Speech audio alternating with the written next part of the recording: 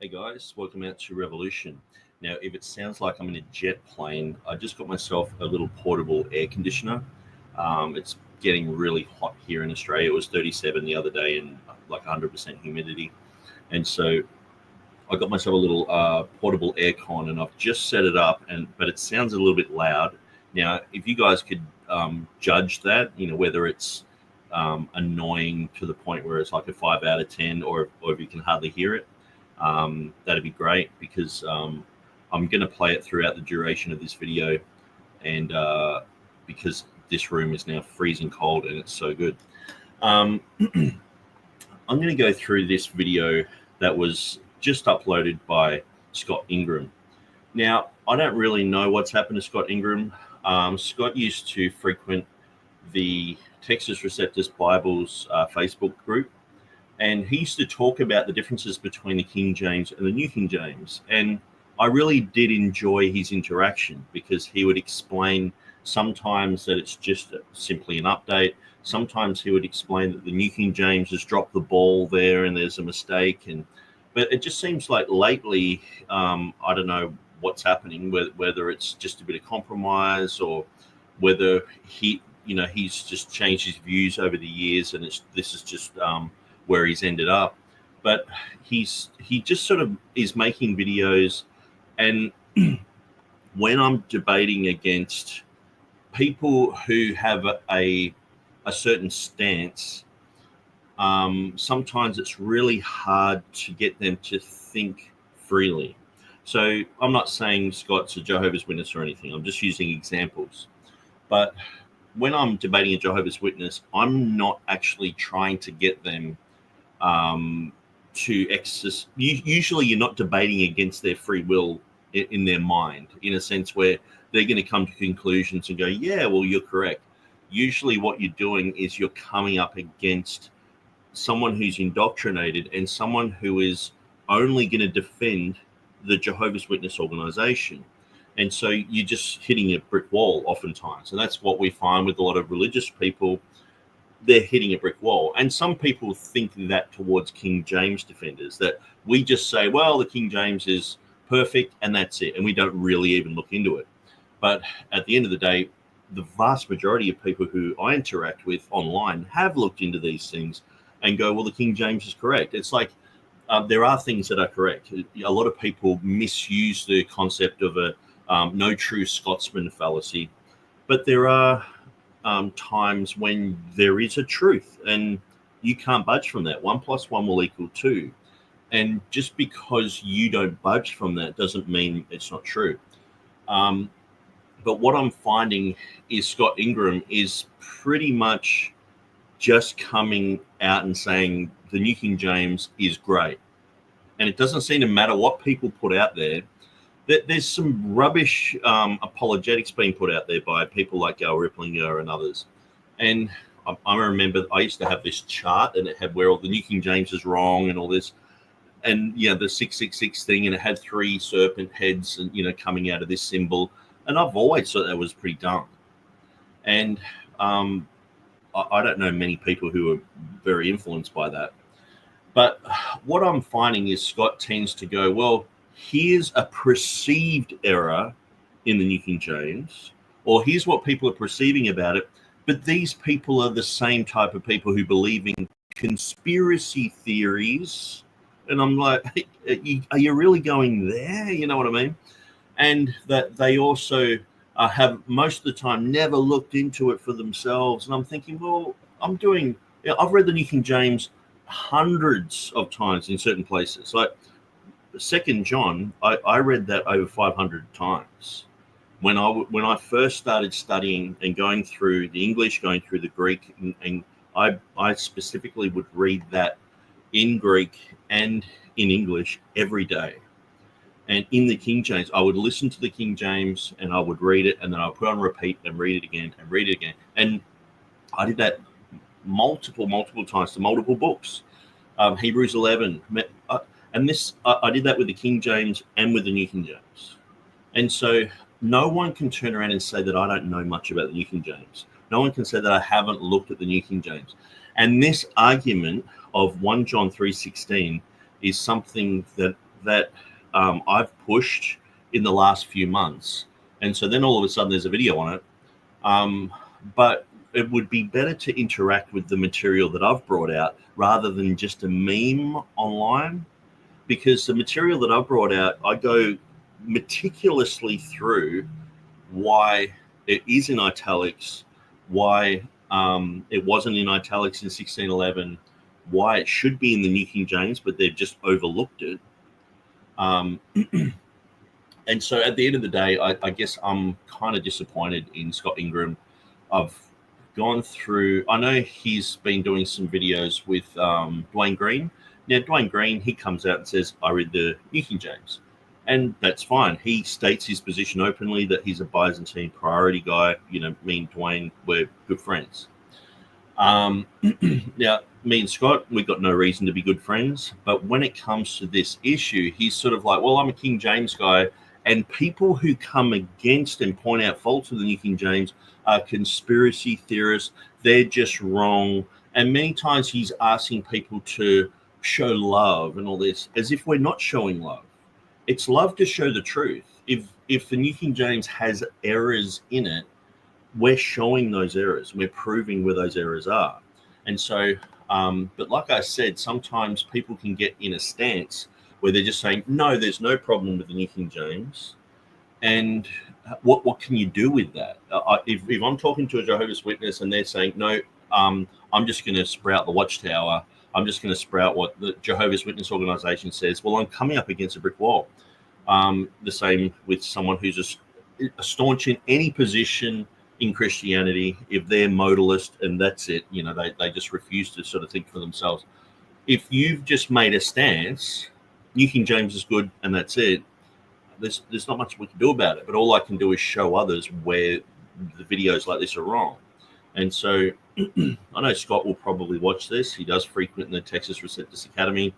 I just want to let him know from the outset that I'm not against him. I think what he does is really good. I think his ministry is really great. But at the end of the day, I can't agree with him on this. And I think it's just faulty. And I don't think he's actually saying much in these videos. At the end of these videos, I'm like, you didn't even really say anything. It's not just enough to go, well, there's different manuscripts out there. Well, the specific questions are, where does the New King James depart from the Textus Receptus? And we're showing people, and then it's like, well, there's different manuscripts out there. And so, well, what's that got to do with anything? Well, why are you diverting onto answering other questions? And a lot of people pointed this out. Chris Yates has pointed it out. I straight away was like, well, why are these? Or even with the whole concept of, you know, New King James guys like James Price, he clearly said that he was not a Textus Receptus advocate. And that's all people have pointed out. On my website, I'm like, well, he's not a TR advocate. David Cloud interviewed him. He clearly said that he doesn't follow the Textus Receptus. But see, the thing is, when we say someone's a critical text guy, that doesn't mean that they have the same position as a King James person, but just with the critical text. Most of the time, they see the critical text as being like 99% there, but then they've got all their own little verses that they would take out or put in, or words. They're creating their own text. That's the whole thing about being the modern day text critic. And so the aircon's blowing the light around. It feels like I'm in a disco. I might have to change that. That's classic. Let's see if I can.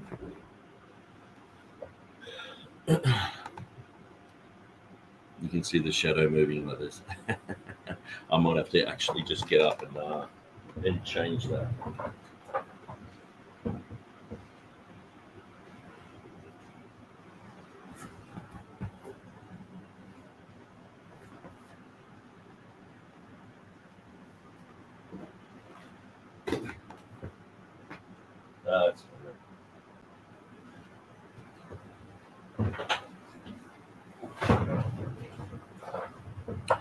Yeah, so when it comes to the New King James translators, clearly they're not, you know, James Price is not saying, well, I think the NA 26 or 27 is it. he's got his own things that he wants to add and subtract and all the rest of it. That's why he's saying, well, I never said that I was just a critical text guy, you know, in a sense where he just follows those texts. Of course, he's like, you know, anyone else who's a critical text person, like James White, he thinks Father forgive them and not what they do should be out. Dan Wallace thinks it should be in. And this is even mentioned here in this video. So Scott Ingram knows that these people chop and change. So that's all he means when he's saying, well, I never said that I'd follow those texts. Well, he words it in a way where he's saying that that's the principles that he's using, and he believes that's the closest. But they never say they've got a definitive text, because then they'll be out of a job, firstly. And secondarily, they don't believe in preservation like we do. And so we can't project onto them that, oh, well, they've got, you know, the ESV and that's it. You know, they think the ESV is just a translation of an okay Greek text, probably a very good Greek text, and that's it, not a perfect one. And so, all right, we've got a bunch of comments here. Everyone's just saying hello. We've got Alan Stewart in the house. He's been very naughty talking about Mark Ward lately in memes and things like that. And so we'll have to punish him in some sort of embarrassing way. Yes, sir, I'm just hanging on the outside of the hamster wheel as it goes around. Boulder's Line have been squeezing some memes in along the way. So he's doing memes just as we speak. This is how dangerous this guy is. The meme master. Oh, there are lots of them daily. The feminists have declared war on white men and really all men. Wow. Boulder's the Lion.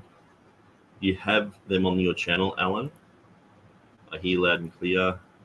Nick, I had to turn off my room fan so I could hear yours. No bother for me. If it is loud, let me know. Like, I know that you can still hear me, but is it like there's a jet engine in the room? Following Truth, LJ says, sidetrack question, Nick. Sorry, do you know where I can get an English translation of the apologies of Erasmus against Edward Lee and Stunica? Just try typing in free PDF, or go to pdfdrive.com. If you go to pdfdrive.com, I mean, I've downloaded about 50 books that have been translated that are all of Erasmus from the last 100 years, you know.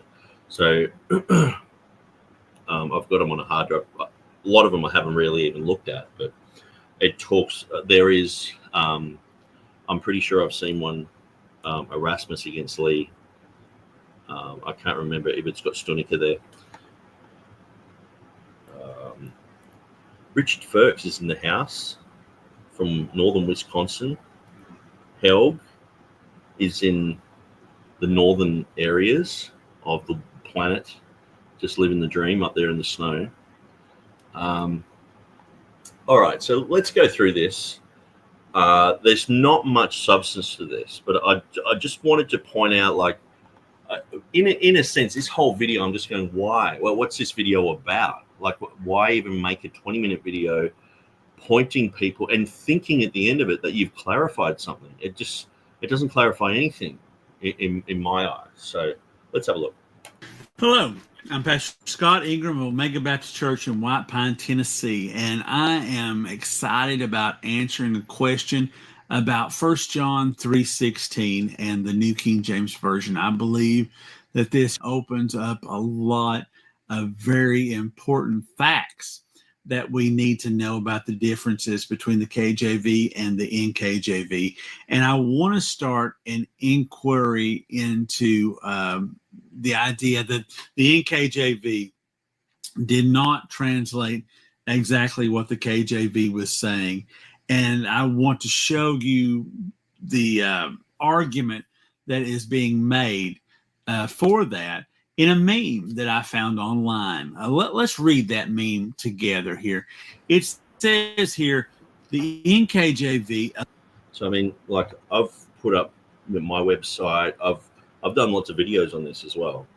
And so going to a meme is not really, to me, going to a meme is sort of like, like James White wouldn't interact with my Revelation 16:5 material, but he went to Twitter, where I could only say a tiny little bit, and I just had to keep like everything within this little box.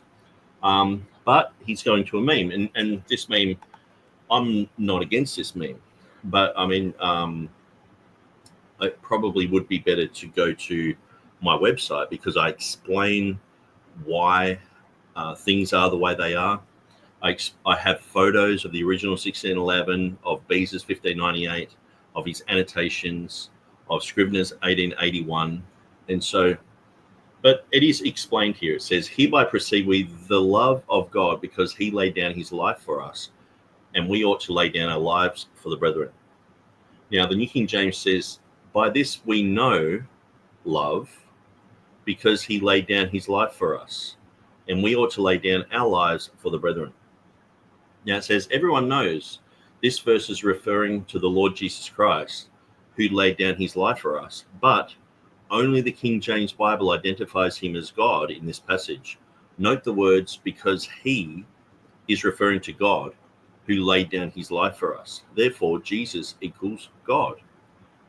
They'll argue of God is in italics. Interestingly, in 1611 edition, it was not italicized. No matter, italicized words are part of the text. And so this is the thing. I never advocate for certain italics.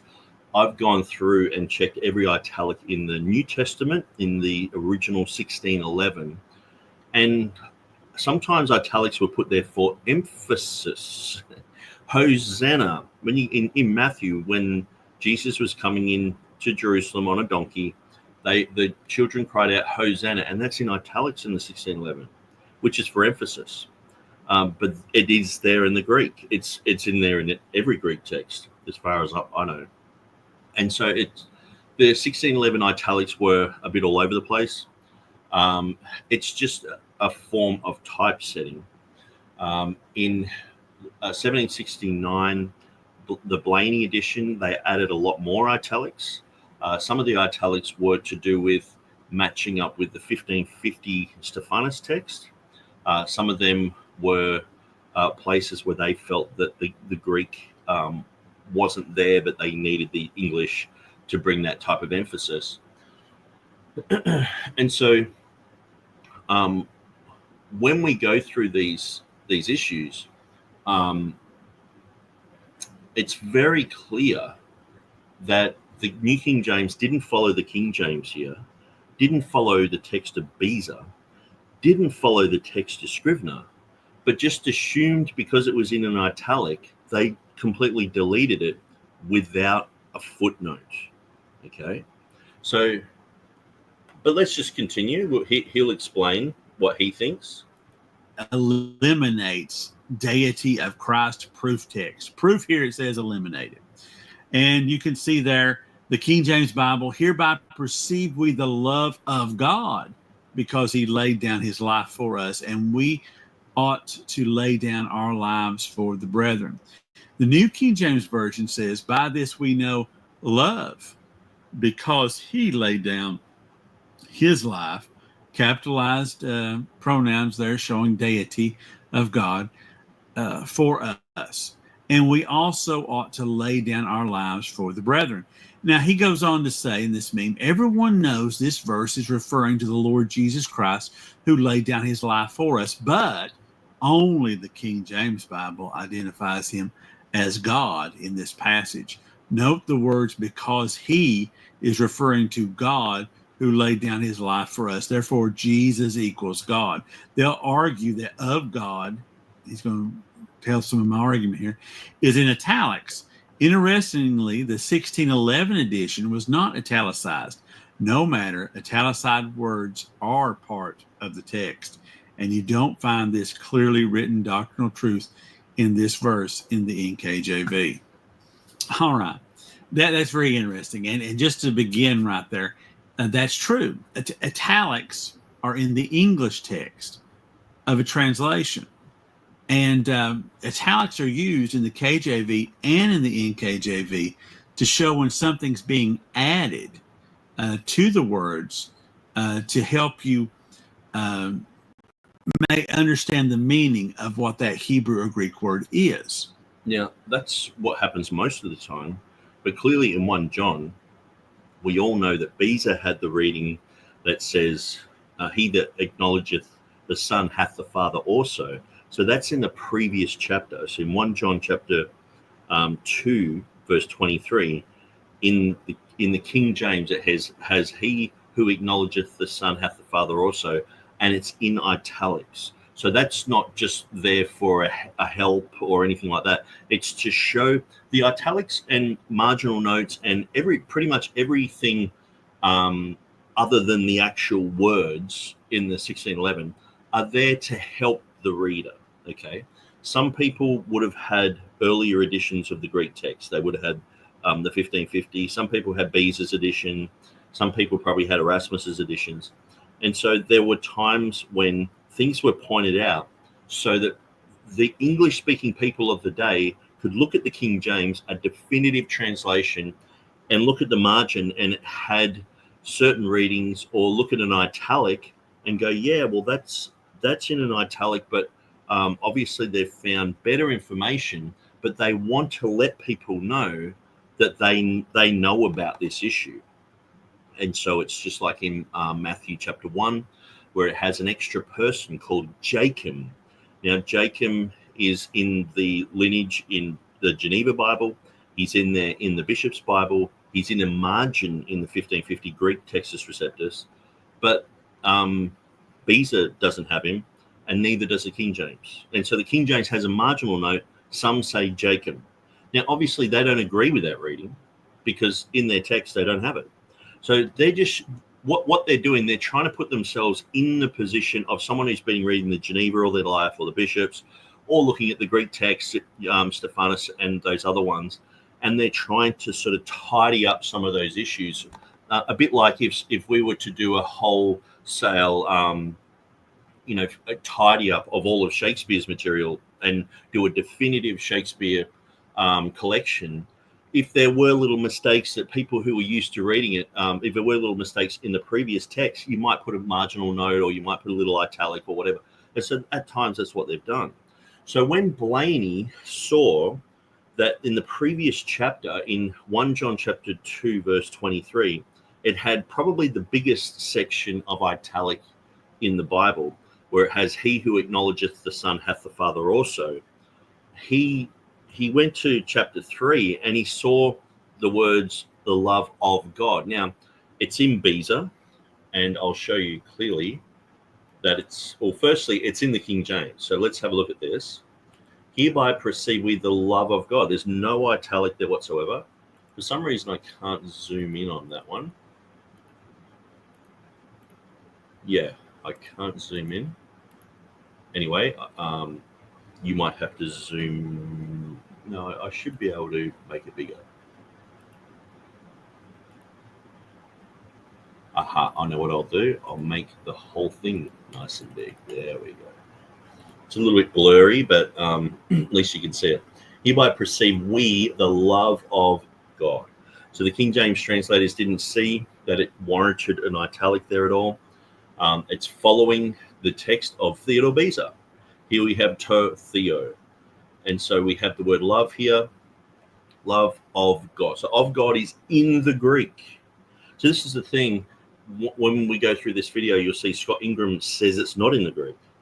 He doesn't know. He thinks that it's there to pronounce the love of God, because agape means the love of God, and filio means love your pizza sort of thing.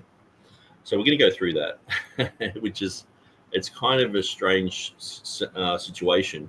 And I know, look, not everyone knows how to access all these things, how to look at the Greek and all the rest of it.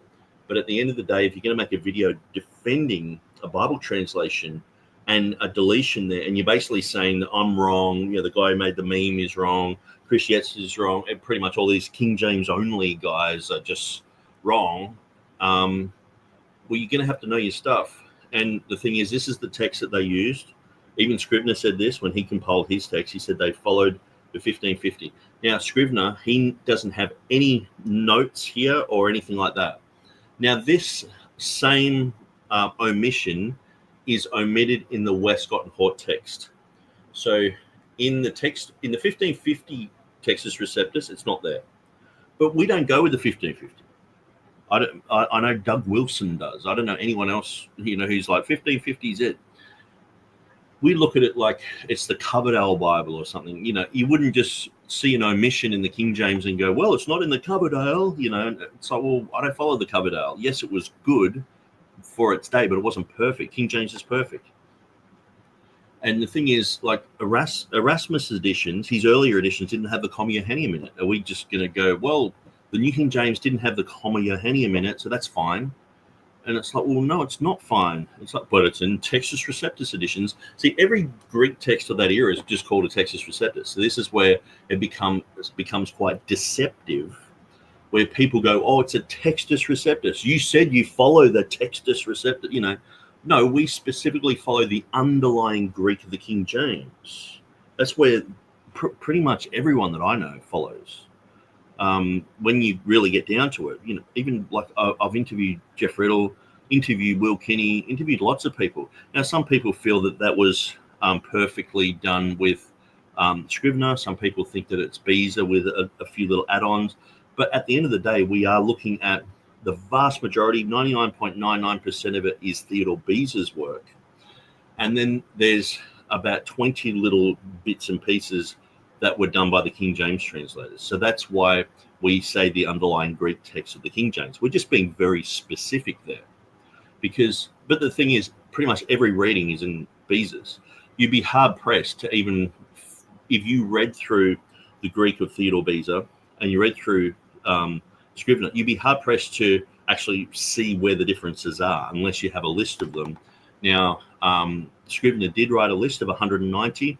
I've gone through quite a lot of them. I've found only 10% of them are really even translatable. Most of them just have to do with like spelling. But in the King James, they were to go with traditional spelling. They don't call Paul Paulos. They don't call James Jacobus. They call him Paul and call James James. And so they were to follow the standard spelling of the times. And even Timothy is Timothy and Timotheos, because Timotheos was quite a famous name because of the Shakespeare plays. But at the end of the day, most of what Scrivener did was like phonetic work like that. There are a few little places here and there. And then there are some places like this one here. Westcott and Hort don't have the words of God. But clearly, the 1611, without any italic, has love of God. Clearly, it's in the underlying text that they used, and even Scrivener said that's what they used. It's clearly in Beza's annotations. Here we see Totheo of God, and so it's clearly there. And then if we look at Scrivener's edition, I'll just make that a bit bigger. It has Totheo. Now, when it is in, he has his Greek text and he has this boldened and not in an italic. If you go down the bottom here, now I've put that there. Westcott and Hort omit this, okay? But he has number 6, omit Totheo. So he's actually the reason that Scrivener did his text was not so much to create a Textus Receptus. Beza's text is pretty much identical except for in about 20 places. But his main concern was to show people where the Westcott and Hort text departed from the underlying Greek text of the King James. And so this is one of those places. So it is a critical text reading that's omitted. So it's got the number 6 there. Clearly we can see down the bottom he's saying this is omitted in the Westcott and Hort text. Now it just so happens to be omitted in the 1550, but there are several changes from 1550 to Beza's 1598. But Beza did 5 editions. Okay, that's a lot of hard work. He's taken over from John Calvin. He's also taken over from taken the mantle from Stephanus, and he worked with Henry Stephanus, Robert Stephanus's son, and he was his main printer all the way up until the time that he died. So Henry Stephanus basically was like, Beza, you're the man. And so Beza was going through, and he, in his text, does not have an italic, and he even did a Latin translation. Now, there's no italic here. What you'll find is a lot of the italics that are in the King James are actually in this Latin translation as well, because this is basically the 1598, the underlying text of the King James in the Greek. So we have a Latin translation made as well. So you can check, and sometimes it's got an italic, and you look at the King James, it's got an italic there as well, because they're both translations from the Greek. So sometimes that a translation, you might have to have that additional word in German or in French or in Latin, for example, here. Now, then he has in his third column, this is the Latin Vulgate. So you can clearly see, but even then it has charitatem Dei, which means the love of God. So it's in the Vulgate, it's in the Latin translation of Beza's Greek, and it's in Beza's 1598 Greek. Then you check the annotations. This is the second part of, checking Beza's work. It's in there as well. He mentions it, which is a really good thing sometimes, because I have found printing errors where the word, say in Revelation, the guy who did I can't say his name, he wants to remain anonymous, but who did the KJV Today website, which is very helpful. He was pointing out that the word God was not in the Greek, but it was in the Latin in Revelation. I think it was 22 or 21 or something like that. So we were looking at that probably about 10 years ago now. But clearly the King James didn't put it in italic. Beza, he didn't put it in italic in his Latin. He has it in his Greek. He has it in his annotations. And Scrivener has it in his text. Now, he points out that Westcott and Hort omit it. Okay. And if we go to Textus Receptus Bibles, and we go to this verse, we can clearly see that the translations based on the earlier texts didn't have it. And so, but that doesn't mean that we should just go, well, the New King James guys, they just followed those earlier texts. They clearly said they were following the text of Scrivener, 1881. So when they depart from that and go somewhere else, we're like, why didn't you follow that? You said you would. But they don't even follow, so they don't follow the 1611. They don't follow Beza. They don't follow Scrivener. They don't follow Beza's Latin. They don't follow anything. They basically just assumed, because it was in italic, that it didn't exist in the Greek. Now, I understand this was in 1982. We can easily pull up on our computers Greek texts. I've got all the editions, of Erasmus and Stephanus and Beza. I can look at all those online. It's fantastic. I don't need to have them in my hand. But in those days, like, to have access to Greek texts and things like that, maybe someone had access to a Berries or something. The Berries Interlinear, which I should have sort of had that ready. But perhaps they had Berries Interlinear, or some older, maybe they had the J. Green, the big one, this one. Now let's see what they got there. But it should be there because it's in Scrivener. But maybe they have an italic there or something. Because some people get confused. They see an italic and they don't know what to do with it. And they just assume that it means there's no underlying Greek text. But here it's clearly pointing to an older edition of a Textus Receptus. Okay, so 1 John 3:16.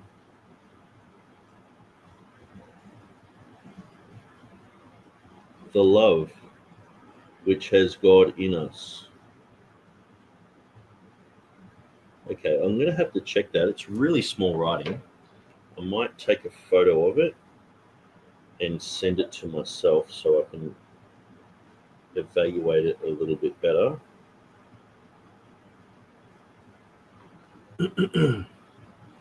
One second. Messenger. I'm always sending myself stuff. bit schizophrenic there. Yeah, that's what I have a different Facebook profile. So anything I find that's interesting, I send it to my other profile. So then I can find them. Okay, so let's open Facebook.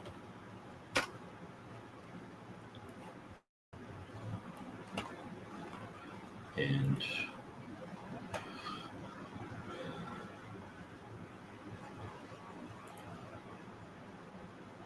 this up. There we go.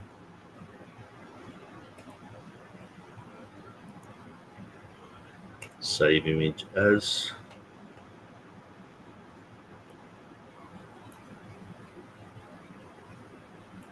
Well, it's very slow.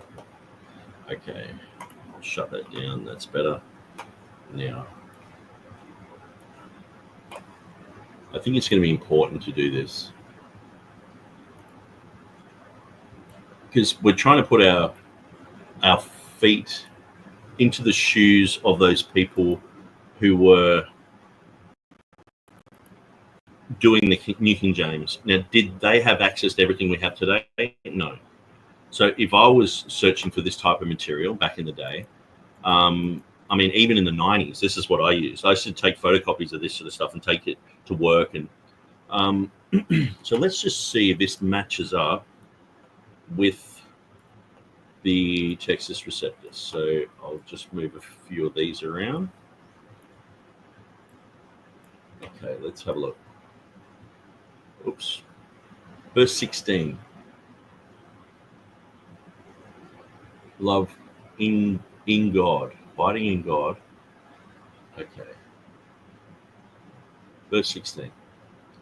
The love which has God in us. Okay, it does look different to Scrivener's. So this is where, this could be, I could have just found the place where the mistake is. Okay. Verse 16.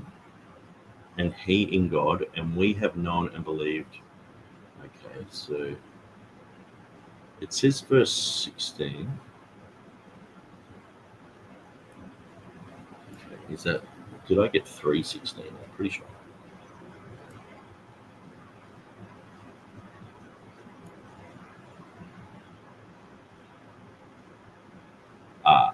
I think I got 2:16.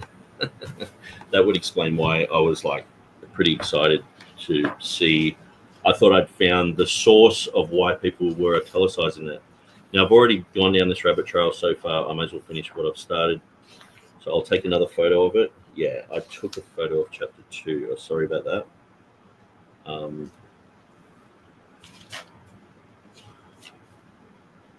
Chapter 3. Here we go.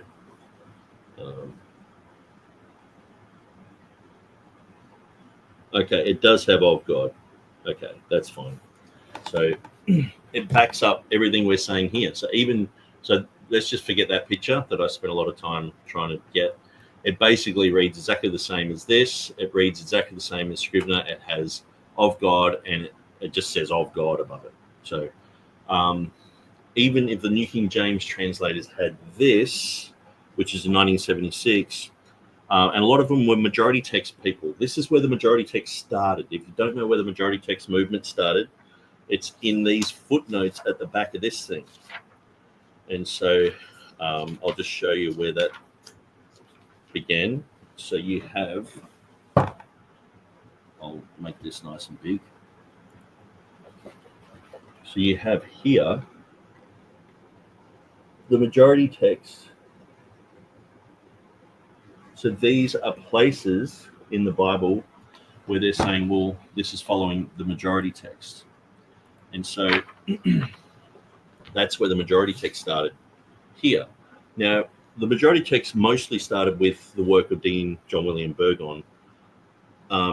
J. Green, Pickering, and others, they started to use this type of thing. And then it eventually got printed in the 80s. Now, the majority text really is not, it's not the Textus Receptus, okay? But so that's a majority text issue. But so let's let Scott talk for a little bit longer. And if we do need to go back into these, I'll have them ready just to show again. But he just sort of offers an answer, which I don't think is really an answer at all. So let's just go back through it. And so this words, there's a little bit more to this, because as he said, in 1611, which is something we should understand here, in 1611, those words weren't in italics. So there was a word that was included there. But in 1769, which is the further on down the road of the KJV, see, it starts in 1611. There's some updates. 1769, it's been moved to italics.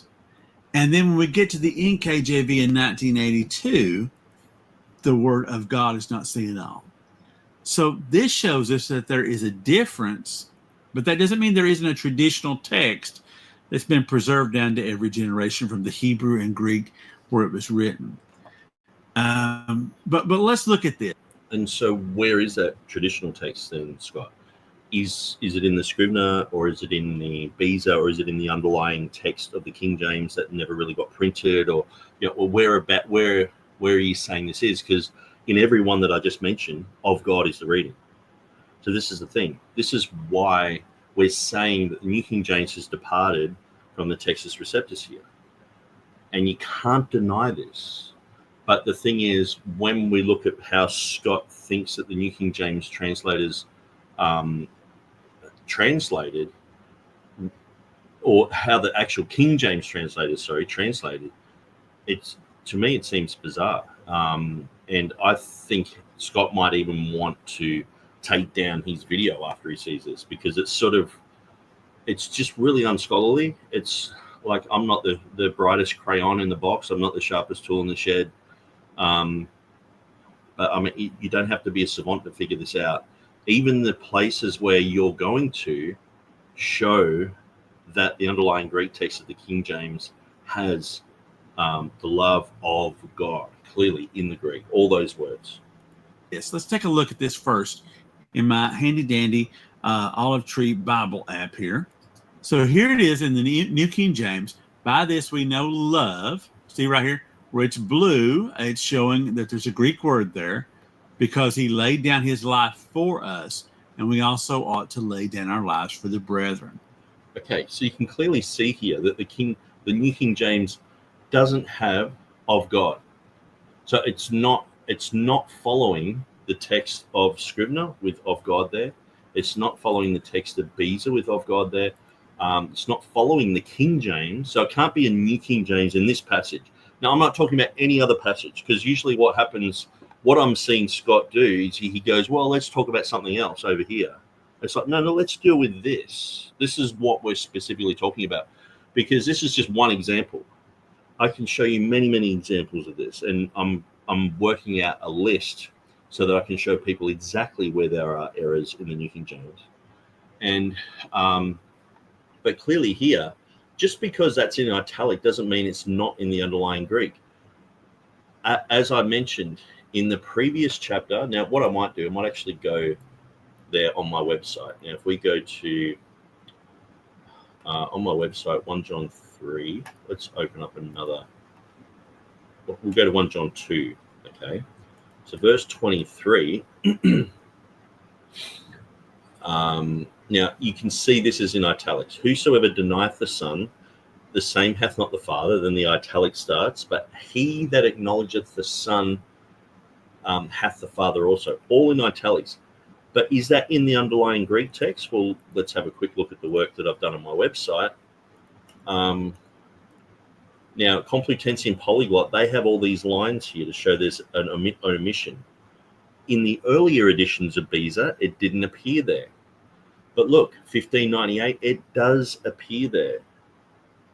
Okay, so it appears there, and in his Latin, he doesn't have any italic whatsoever, because his italics weren't there to show other earlier editions. His annotations usually talked about that, but his italics in his Latin edition that parallels his 1598 was usually, if he had an italic, it was usually to show you where they had to adopt, a Latin word or a Greek word, or you do this in any language, just because the Greek, can be quite blunt and just say, give me water instead of give me a glass of water.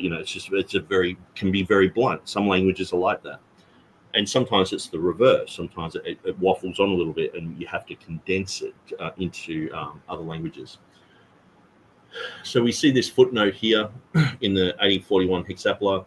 So clearly people will have known what this issue is, but in the 1611, we clearly see it's in an italic, okay?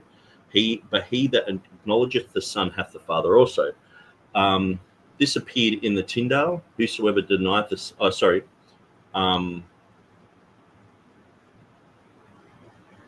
it's in Tyndale. Whosoever denieth the Son hath not the Father. So that it's clearly something that was in the Textus Receptus, but then some of the Greek editions had dropped it out. But then Beza, his is the definitive Textus Receptus. His is the one that underlies the King James, okay? And so, but they still put it in an italic there just to show that the text was disputed in some earlier Textus Receptus editions. That's the only reason they got italics there. Now, in 1611, clearly they didn't have love of God in the next chapter, in 3:16. They didn't have the love of God in italics. But by the time Blaney came around, he's looking at this previous chapter and going, well, all this is in italics. And that's following 1550 text, earlier Greek text. And then so he thought, well, I might put of God in italics there just to show that the earlier Greek text didn't have it. Well, the 1611 guys didn't really choose that. But the italics in 1611 are all over the place. Like I said, Hosanna in Matthew, when the children are crying out Hosanna, it's in italics, but it's in every Greek text. It's there for emphasis. See, I went through all the italics in the 1611.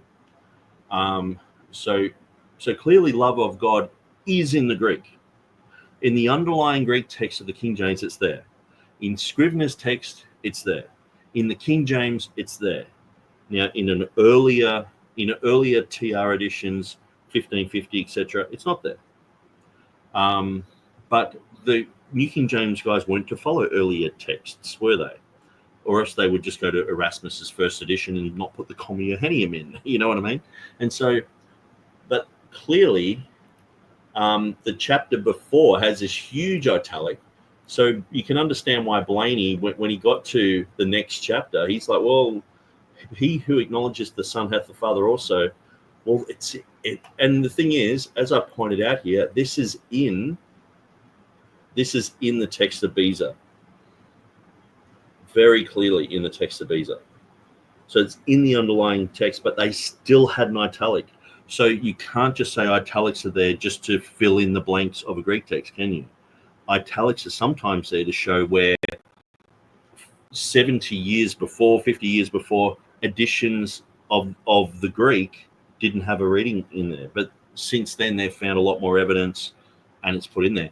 Even to the point where the Trinitarian Bible Society no longer print this 1 John 2:23 in italic. But he that acknowledgeth the Son hath the Father also. They actually don't have an italic there anymore, because there's so much evidence for this verse, and it's in the underlying Greek text that they're like, well, why have we even got an italic there? It doesn't help the reader today, where it helped the reader in 1611 who had a Greek text without that verse in it. They had the Stephanus text, and they're like, hang on, what are these extra words? So they're letting you know it's in italic. Well, we've looked at this. This is our scholarly conclusion. So to the point where in the 2023, I don't have an italic either. Okay, so let's get back to 1 John 3:16. And notice here, the love of God, I don't have it in italic either in the 2023 edition, because I think it just causes confusion. And I think if someone was to do any more printing of the King James, if they actually got those italics and actually just made them of God without an italic, it would dismiss a lot of confusion. Because I think the New King James translators were confused, and they just thought, well, those words just aren't there. So let's look at what Scott Ingram is going to say about this. All right, over here in the KJV, hereby perceive we the love, and there's a Greek word, of God is in italics. And when I float over that, there's no word, because he laid down his life for us, right? So what's here? The word agape, affection or benevolence, charity. The KJV translates this word in the authorized version 116 times. 86 times is love, 27 times is charity, and of course other feast of charity, charitably. So there's different renderings there. Now, is that the same word that's over here? Yes, agape again in the New King James Version. And so Scott Ingram has made a huge mistake here. He thinks that the King James just has the word agape, love, and doesn't have any underlying Greek word. So whatever this Bible software is, it's just faulty. It's wrong, because they as well have assumed that an italic means there's no Greek text under there, and so they've got, by this we know love in the New King James. So he's looked and said it's agape. He's gone here and said it's agape. Then he's concluded that it means the love of God. That's why they've translated it that way. Now, I'm just going to show you this. This is really bad. You know, I would be embarrassed to have made this mistake. Now, I've made mistakes like this. I'm not saying Scott's not a smart guy, you know, and all the rest of it. But when it comes to this is a really bad mistake. And I would say, after you watch this video, he probably might even want to delete his video that he's done. Okay, but let's just keep going, and I'll let Scott explain himself and explain why this is not a mistake in the New King James, and then I'm just going to show you where he's gone wrong. So the meaning is the same. The KJV actually gives us a better definition of the aspect of agape, because agape is God's love. It's an unconditional love that is given. It's a charitable love. That's why sometimes the KJV uses the word charity for it. It's a love that's given and it can't be returned. And that's the kind of love that God has given to every man, every woman, every child, and that he has created. He has given them that love because he laid down his life for us. It's agape. It is the love of God. And that's the kind of love God has. But as you can see, in the 1769 KJV, it's not showing it. It's not showing it in the New King James Version.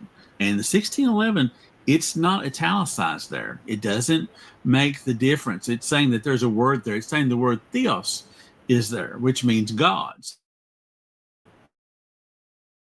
So it says agape, theos, love God. But love alone is an acceptable translation. Never said. Sorry, my internet was just. I'm just loading up another page just to go through the whole love issue. Now I'm trying to do this on Bible Gateway, so just bear with me as I load up. I've got the King James, and then I'm going to load up hopefully I can get a Greek text here. Maybe I can get the Stephanus, the Scrivener text. There are so many ads on this Crossway one. It's really hard to use at times. Okay, where are we? Here.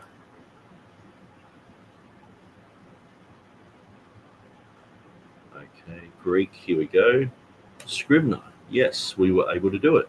Now, it doesn't have all the inflections and things like that, but you can clearly see. Yeah, here we have the English, and here we have the Greek. So we're just going to look at from verse 15. Now, we know the story. So when they had dined, Jesus saith unto Simon Peter, Simon, son of Jonas, lovest thou me more than these? So notice he's using agapes. Okay, so usually it's just related to the word agape. Sometimes we might say agapeo, I love. You know, the O at the end is just a shortened form of the ego. So, like I am. The agapes here, lovest thou me more than these?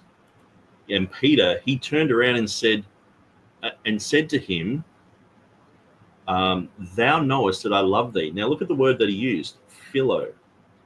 So we know the agapeo, phileo, I love. And so people have made much ado about these words, saying that they're different words. One is the love of God and one is you love a pizza. But when you actually go through and look at the context of all these, you'll see that sometimes it's talking about the love which is related to agape, talking about loving the world and not loving God. And sometimes it's loving the brethren. And sometimes loving God is not agape. And so when we look here, we clearly see that Jesus says, do you love me more than these? And Peter says, yes, I know that you know that I love thee. And so it's got the philo there with the ego inflection on the end. But definitely the phil is to do with love. So Jesus is asking him a question, do you love me, agape? And the phileo or philo here is his answer. Yes, you know that I love you. So this would show that they're synonyms. But it gets more tight here. I'm going to show you, because he does this 3 times. So he says the second time, Simon, do you love me? Notice he's using the same word, the agapus, okay? And then he uses the same reply, the philo. Thou knowest that I love thee, philo. And then the third time he says, what does Jesus say? Philis. Philis, the third time. But the first 2 times he used the agapes, didn't he? So he's saying the third time he said, do you love me? But he's using a completely different Greek word. This would have to be a synonym for this to occur. And then what's the reply? Peter was grieved because he said to him the third time, philis. So he said 3 times philis, but he didn't. Twice he said agapes, didn't he? And so then when you read through it, he says, Lord, thou knowest all things. Thou knowest that I, and he uses, where are we? Philo here. So Jesus is like, do you agape me? He's like, Peter's answers, yes, philo. And he's like, again, agape. And he's like, philo. Then he's like, Jesus is like, philo, the third time. And Peter's like, yeah, the third time, I've said it 3 times. And so clearly these are synonymous. If you look at Berry's interlinear, at the back he has a lot of Greek synonyms. Clearly these are synonymous. They're synonyms. They're not different words. I know people have heard this from seminaries all over the world. This is just one of those things where people mock some people who say, I read Greek and I read Hebrew and all the rest of it. And usually I go to this. I default to this and say, so what do you think of the word agapeo? And people say, oh, yeah, well, that's the love of God. It's like, what about phileo? Well, that's I love, pizza. I love, a chair. I love watching. Yeah, it's never the love of God. It's like, and so you show them scriptures where it is the love of God. And you show them scriptures where agapeo can be I love the world. I love some inanimate object. So they're synonyms. And here, clearly, Jesus spelled it out because he said, this is the third time I've said philo.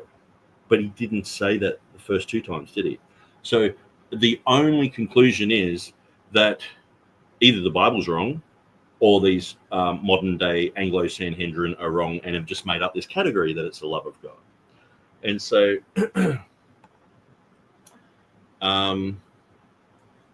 So, yeah, when we look at that, we can clearly see that in the Greek.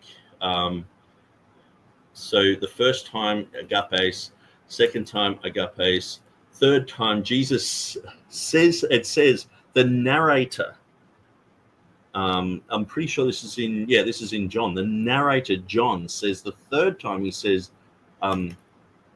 philis.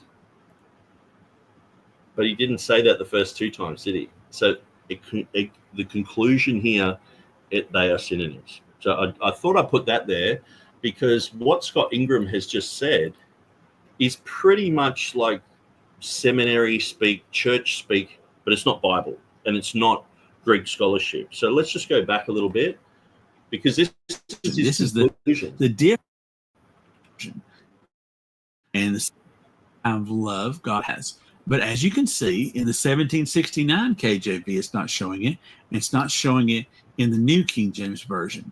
And the 1611, it's not italicized there. It doesn't make the difference. It's saying that there's a word there. It's saying the word theos is there, which means God. So it says agape, theos, love God.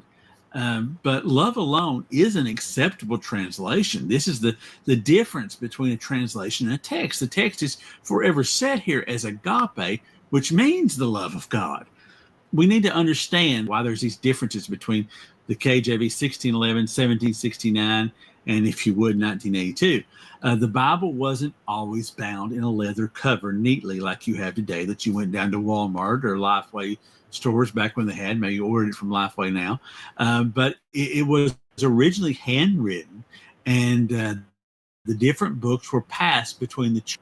And so he goes into the Byzantine manuscripts, the majority Eastern Greek handwritten copies, which really has nothing to do with this issue, because the only thing that would even come close here is the 1550 text of Stephanus, which is, you've got 48 years later, the text of Beza was done, and it was the underlying Greek text of the King James. Now, they had respect for everything that had come before.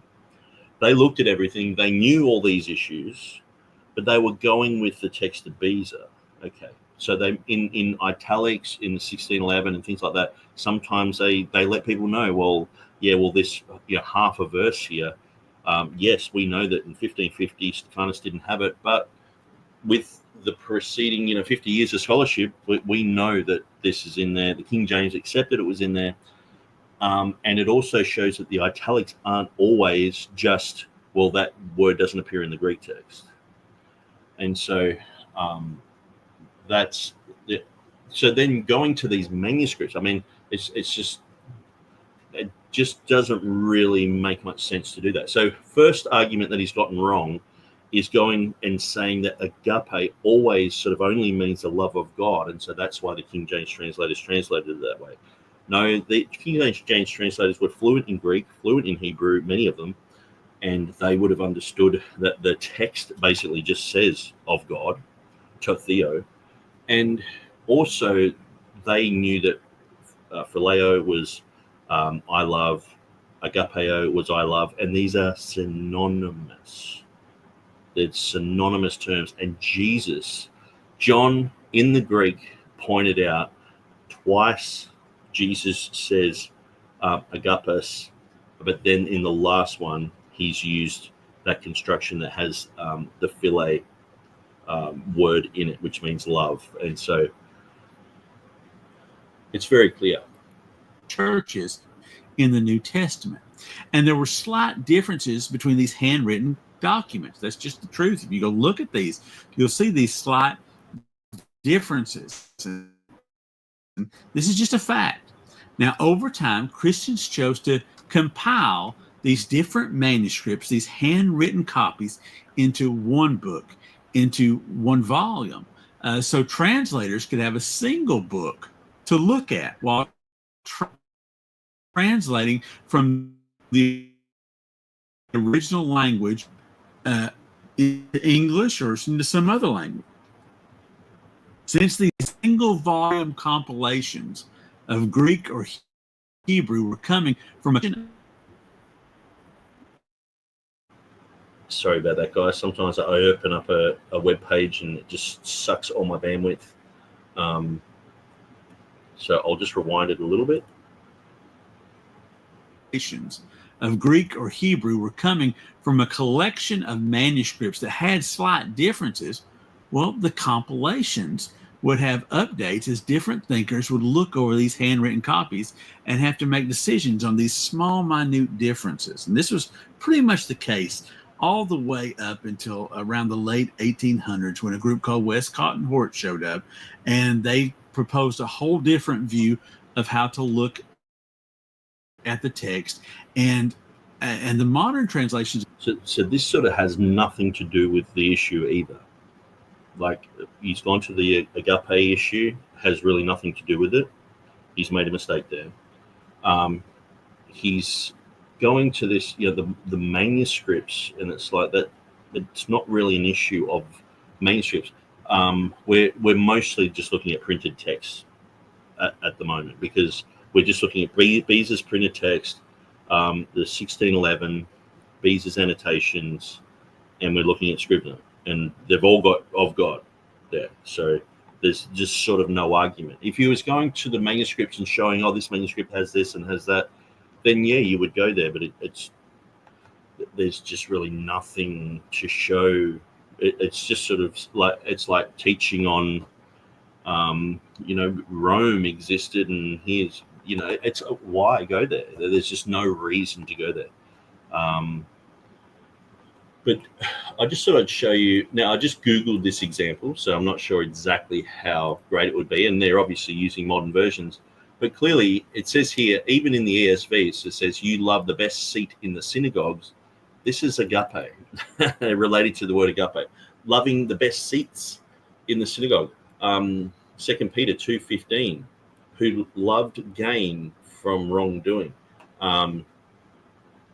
So those who were taught the Greek word agape equals God's kind of love, as opposed to the world's kind of love, it may come as a shock to you to find that it's not true. So this is the thing. The beginning of people learning Greek, this is one of the first things they use. This is why I'm always at loggerheads with people when they come up with, all these Greek definitions and all the rest of it. I'm like, how did you get there?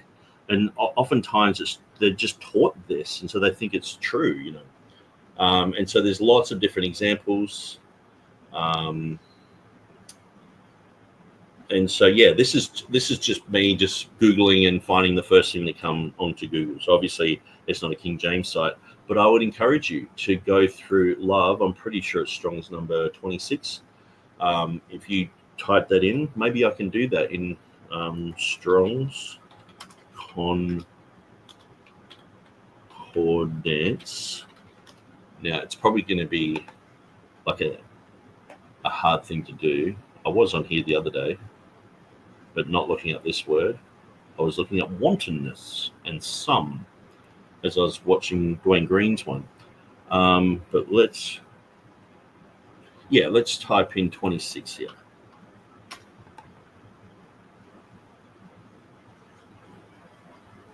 26.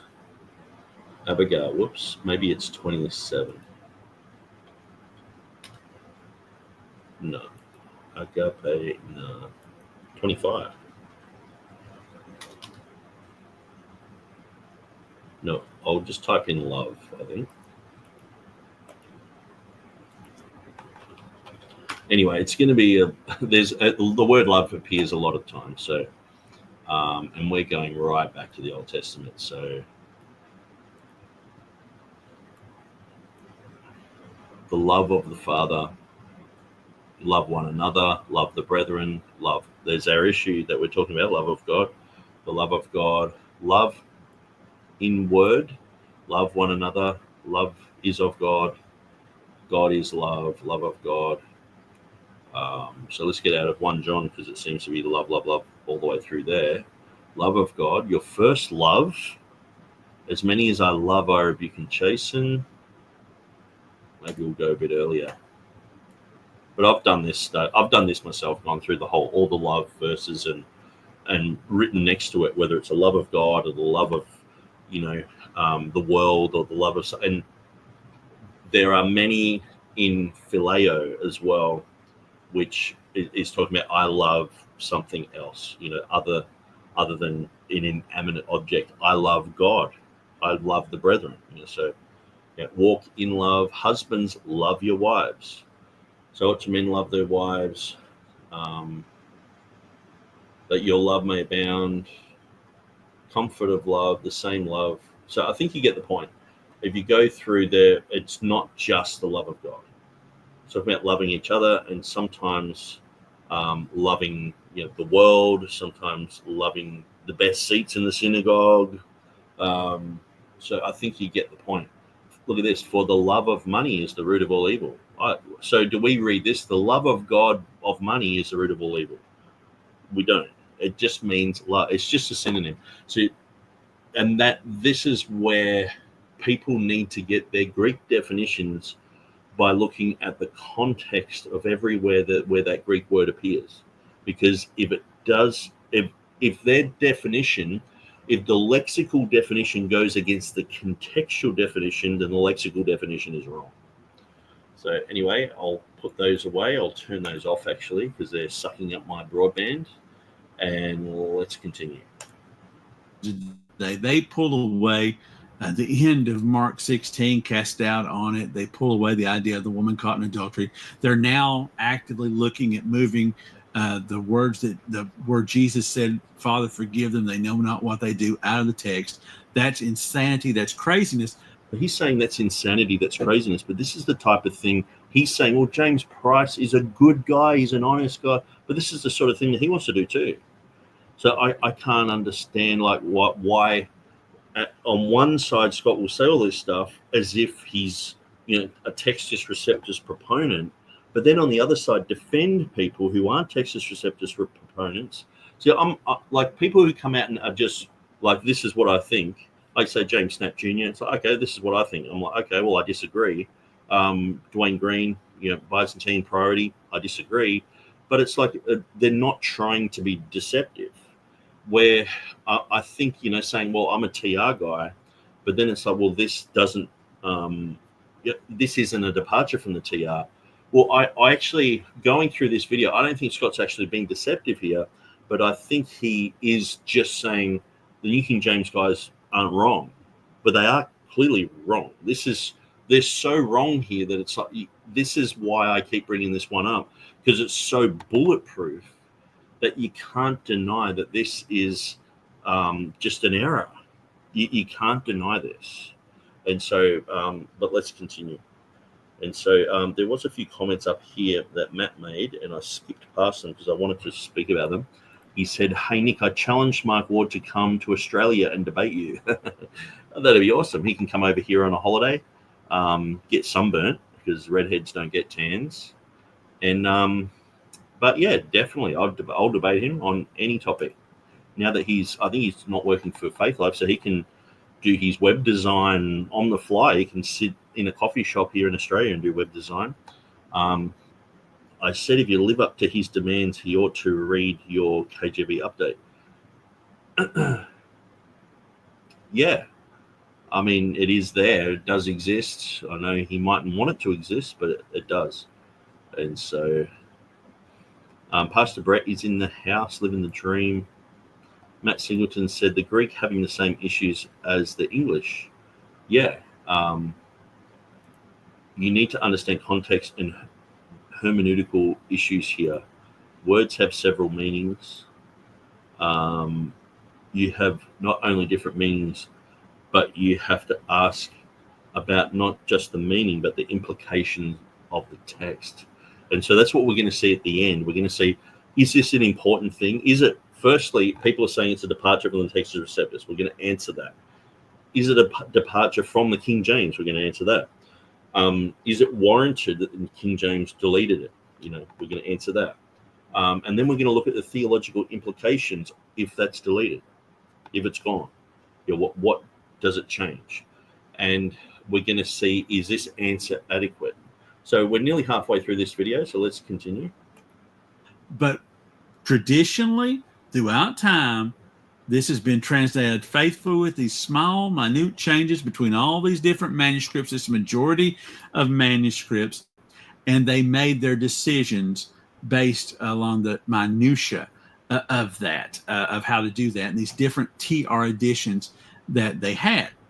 The KJV and the NKJV are translated from looking at some of those compilations called the Textus Receptus.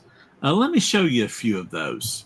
This is TextusReceptusBibles.com, and here you have different Greek editions of the Textus Receptus, that traditional text, that volume that was put together, and it shows them from 1500 to 1900. In 1514, you have Conclusion Polyglot. So it's a Complutensian.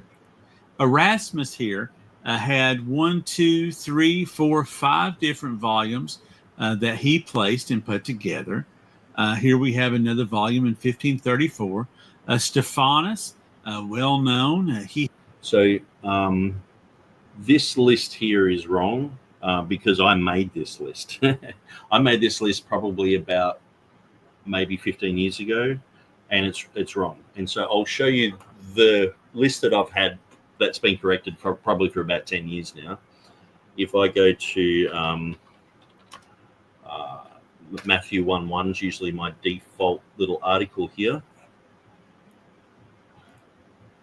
Now, if we go down to the Greek text, we can see Complutensian Polyglot, and then we have the Aldine text. Then we have Wolf-Cephalus in 1524. Then we have Erasmus's 1, 2, 3, 4, 5 edition. So you can see in bold there, I've got 1, 2, 3, so you can see that. Then Collinnaeus, Simon de Collinnaeus. Then Cessa's 1538. Then you have the 4 editions of Stephanus. Okay, so starting in 1546, then 49, 50, and 51, he brought out editions. Then you have 5 editions of Theodore Beza. Now, the reason why I worked this out was because when I was sort of at loggerheads with Stephen Boyce, he was saying that they brought out an extra edition in 1611 that didn't have Revelation 16:5 in it.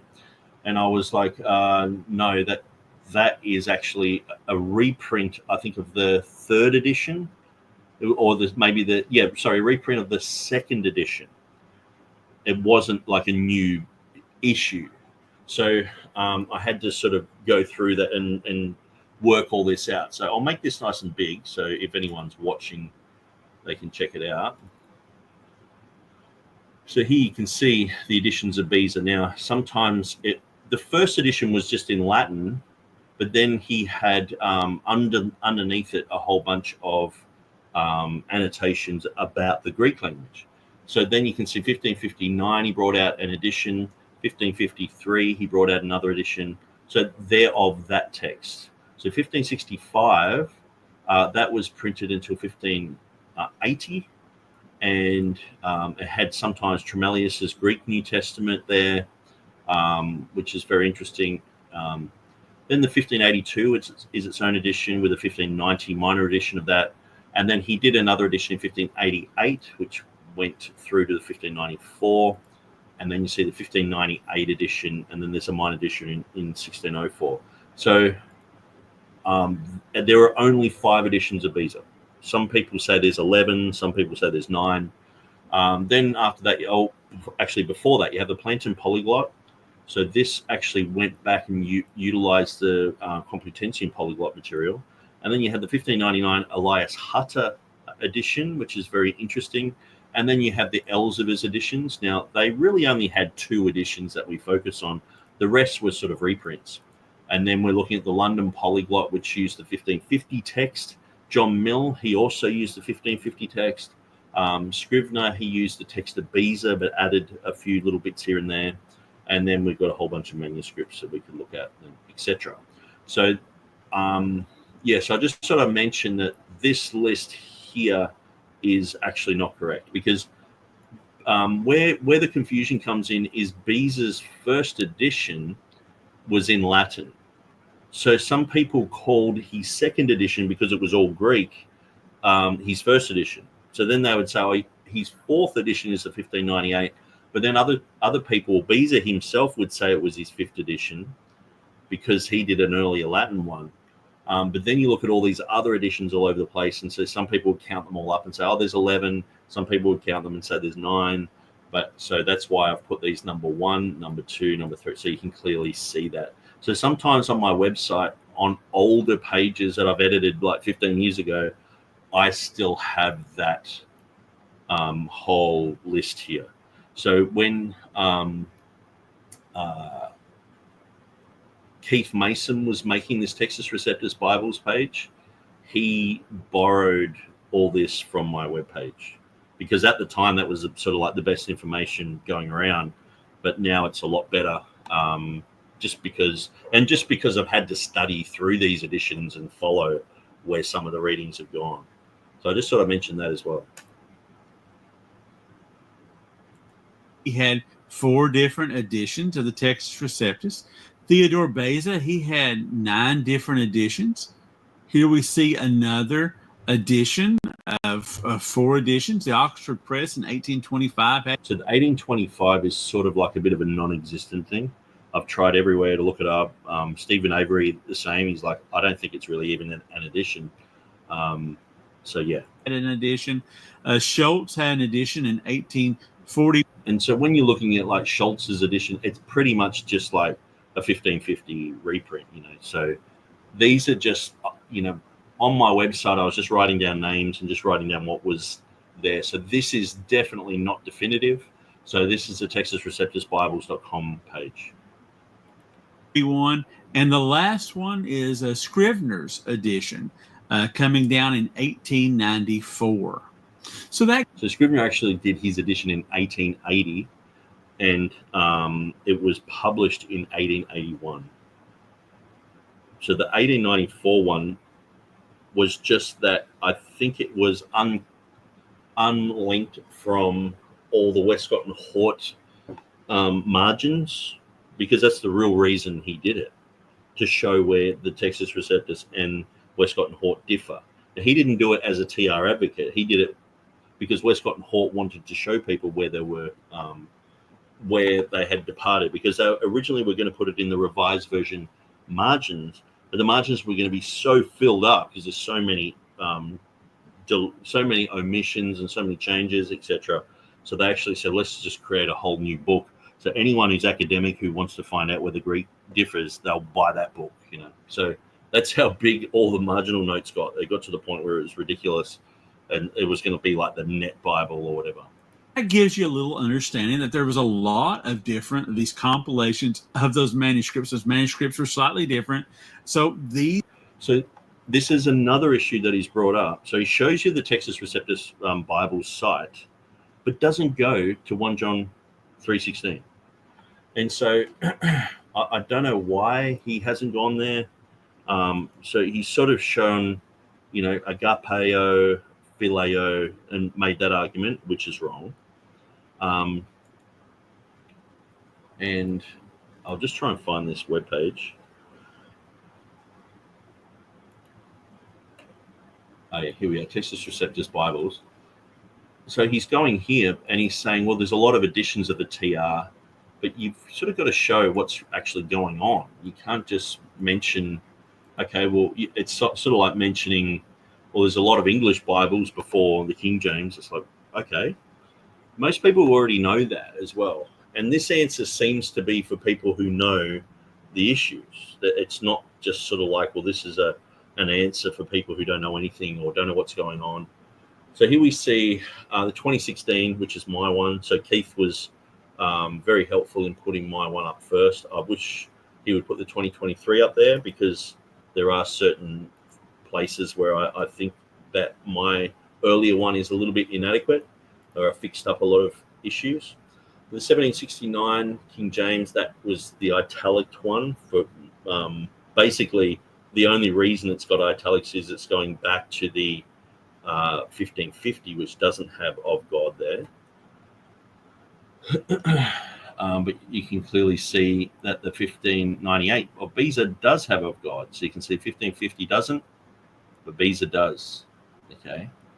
Now, this text here of Beza, I know for a fact that Keith Mason didn't go through Beza's text and just, copy it all out. Now, I was doing that. I got to about Matthew chapter 7 and just sort of got a life, got busy.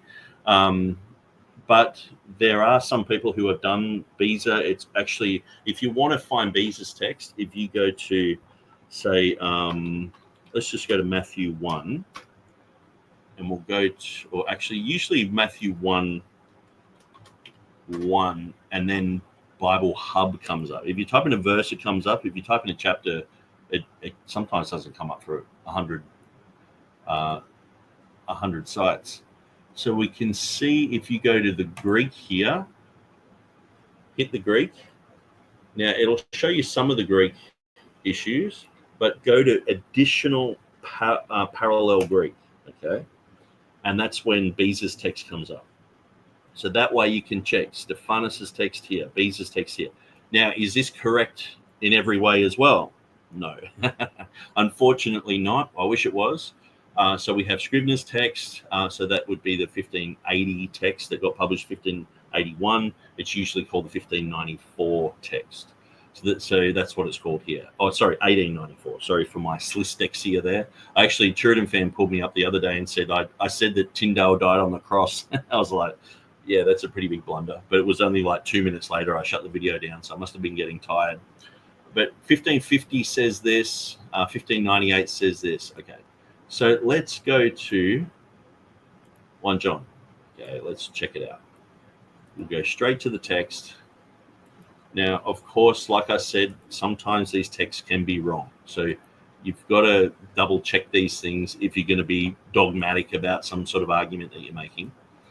But here we clearly have Scrivener has of God. Now, Stephanus doesn't have it. Okay. Beza does have it. So the King James followed this text. Scrivener followed the text of Beza and the 1611, so he ends up with the same reading. Now, 50 years before, Stephanus, he didn't have that reading there. So that's why Blaney's edition puts it in an italic. Not that the King James followed this text, because they were following Beza. Okay, so it's really like a non-issue. But when you look at the other texts, they don't have love of God at all. It's only the text of Beza, and then that's reflected in the text of Scrivener. Okay, so and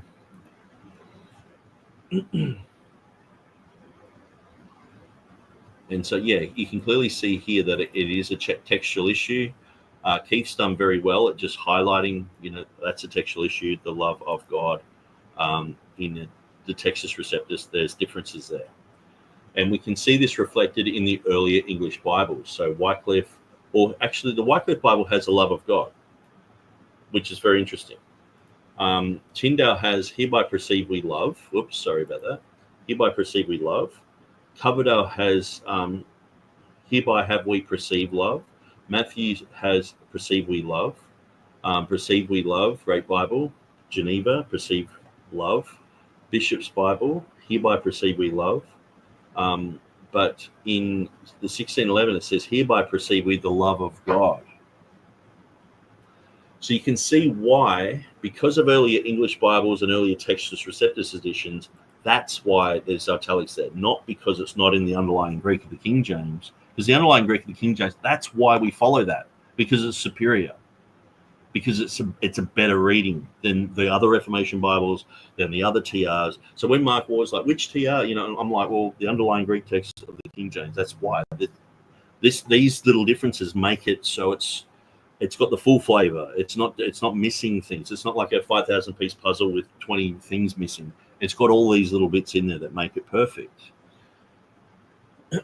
Okay, so let's go back. So that's really what Scott should have shown in that, but he thinks that the love of God is put there because the underlying Greek just says agape, where it doesn't. It says agape, and then it says to theo.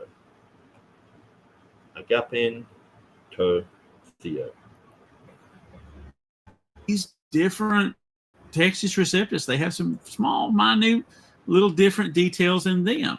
Well, there are also different editions of the KJV that have slight differences. After the original 1611 King James Bible, there were 4 major revisions that were. So this whole 4 major revisions thing is just, I can't. This is this type of rhetoric that comes from critical text people. The Revised Version isn't an edition of the King James. I just don't know why that gets said. And the New King James is not a revision of the King James either. With places like this, it's just not a revision. And so this is just one verse where we're like, okay, these words are missing. I can show you many, many other places. And, you know, the more we go along in time, the more places we're going to have. But this is just that one place where it's like, okay, people make a claim. It's like, say, with the MEV. Now, a lot of people know with the MEV, you know, bringing up the whole issue of re-award, or it's sort of spelt re-reward. And the MEV just had reward there. And we're all like, what? How did you come up with that reading? And because what they look like they've done is just followed the King James. It doesn't look like they've even gone to the Hebrew there. But they see, the thing is, if they just said, look, we've just updated the King James English, that's fine. But they said they went and they followed the Hebrew, this and that. And it's like, okay, did you even go to the Hebrew there? And I can understand one person making that mistake, but they were claiming that 47, they used that King Jamesy type number, 47 translators worked on it, and they even had clips of people who were related to King James translators, like people, these scholars. Like that. I mean, to me, that's a little bit desperate, because it's like, you know, 4 centuries later, it's like, yeah, I'm related to this King James translator. You know, it's like, well, did you go to the Hebrew like you said? Did you go to the Greek like you said? So this is the thing. We're saying the New King James translators said they went to Scrivener. Here they didn't, did they? They just looked at the Blaney edition of the King James with an italic, which is questionable. And I mentioned this on my website. If we go through this, this is my official sort of answer. Okay, so I've got, yeah, hereby proceed with the love of God, 1611. Hereby proceed with the love of God. The 1769 has an italic here, but the New King James doesn't have of God at all, and it doesn't even have a footnote saying it's gone. So while there has long been criticism over the italicized words to Theo of God in this passage, it is almost always seen as an error by Blaney. So this is in an article 1833 where it criticized Blaney on italics. So some people have looked at Blaney and gone, okay, yeah, he updated this, he did this good thing and blah, blah, blah. But sometimes he put too many italics there. And where King James advocates advocate for the words that are there, not for the typeset, or, you know, if there's an italic, or if in 1611 it has Hosanna in italics, it's like, well, obviously that's not how it should be. Maybe I should show you that Hosanna one, because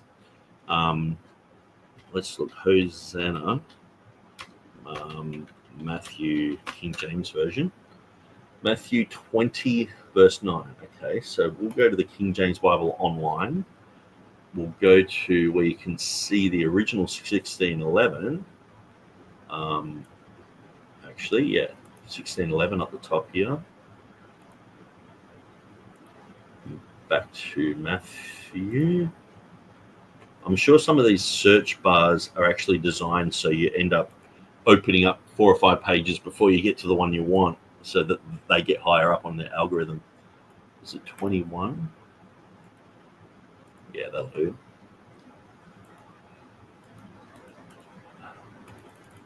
Okay, yes, and we're looking for 1611. Here we go.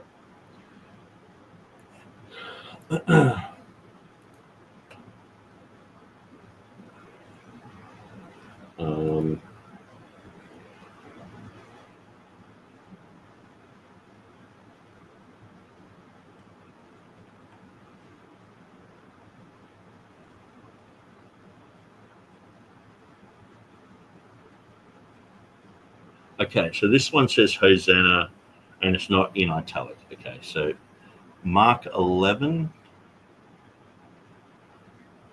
Luke 19, and John 2. Okay, so I'll have to look at those now. I'm already down the rabbit hole.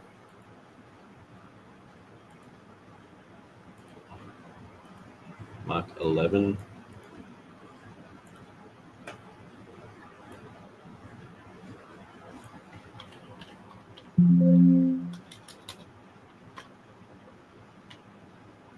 Okay, verses 9 and 10.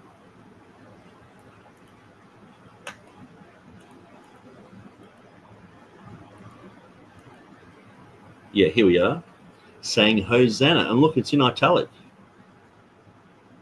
Okay. So let's look up Mark 11:9. Mark 11:9.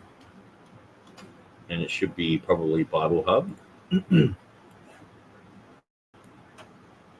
This is what I'm saying. It doesn't mean that the Greek is lacking or anything like that. This is for emphasis. Okay, Mark 11:9. Now, like I said, you go down to show additional Greek, parallel Greek, and that's when the Beezer one pops up down the bottom. So look, here we have, okay, let me get that into the search. Hosanna, Hosanna, Hosanna, Hosanna. All the Greek has Hosanna there. But Beezer has it. Stephanus has it. Scrivener, everything has it, okay? But why is it in italic in the King James? So this is the thing. And in the Blaney edition, I don't think it's in italics in the Blaney edition. Now, maybe I can just go to, what is it, Mark 11, verse 9. So let me just go Mark 11:9.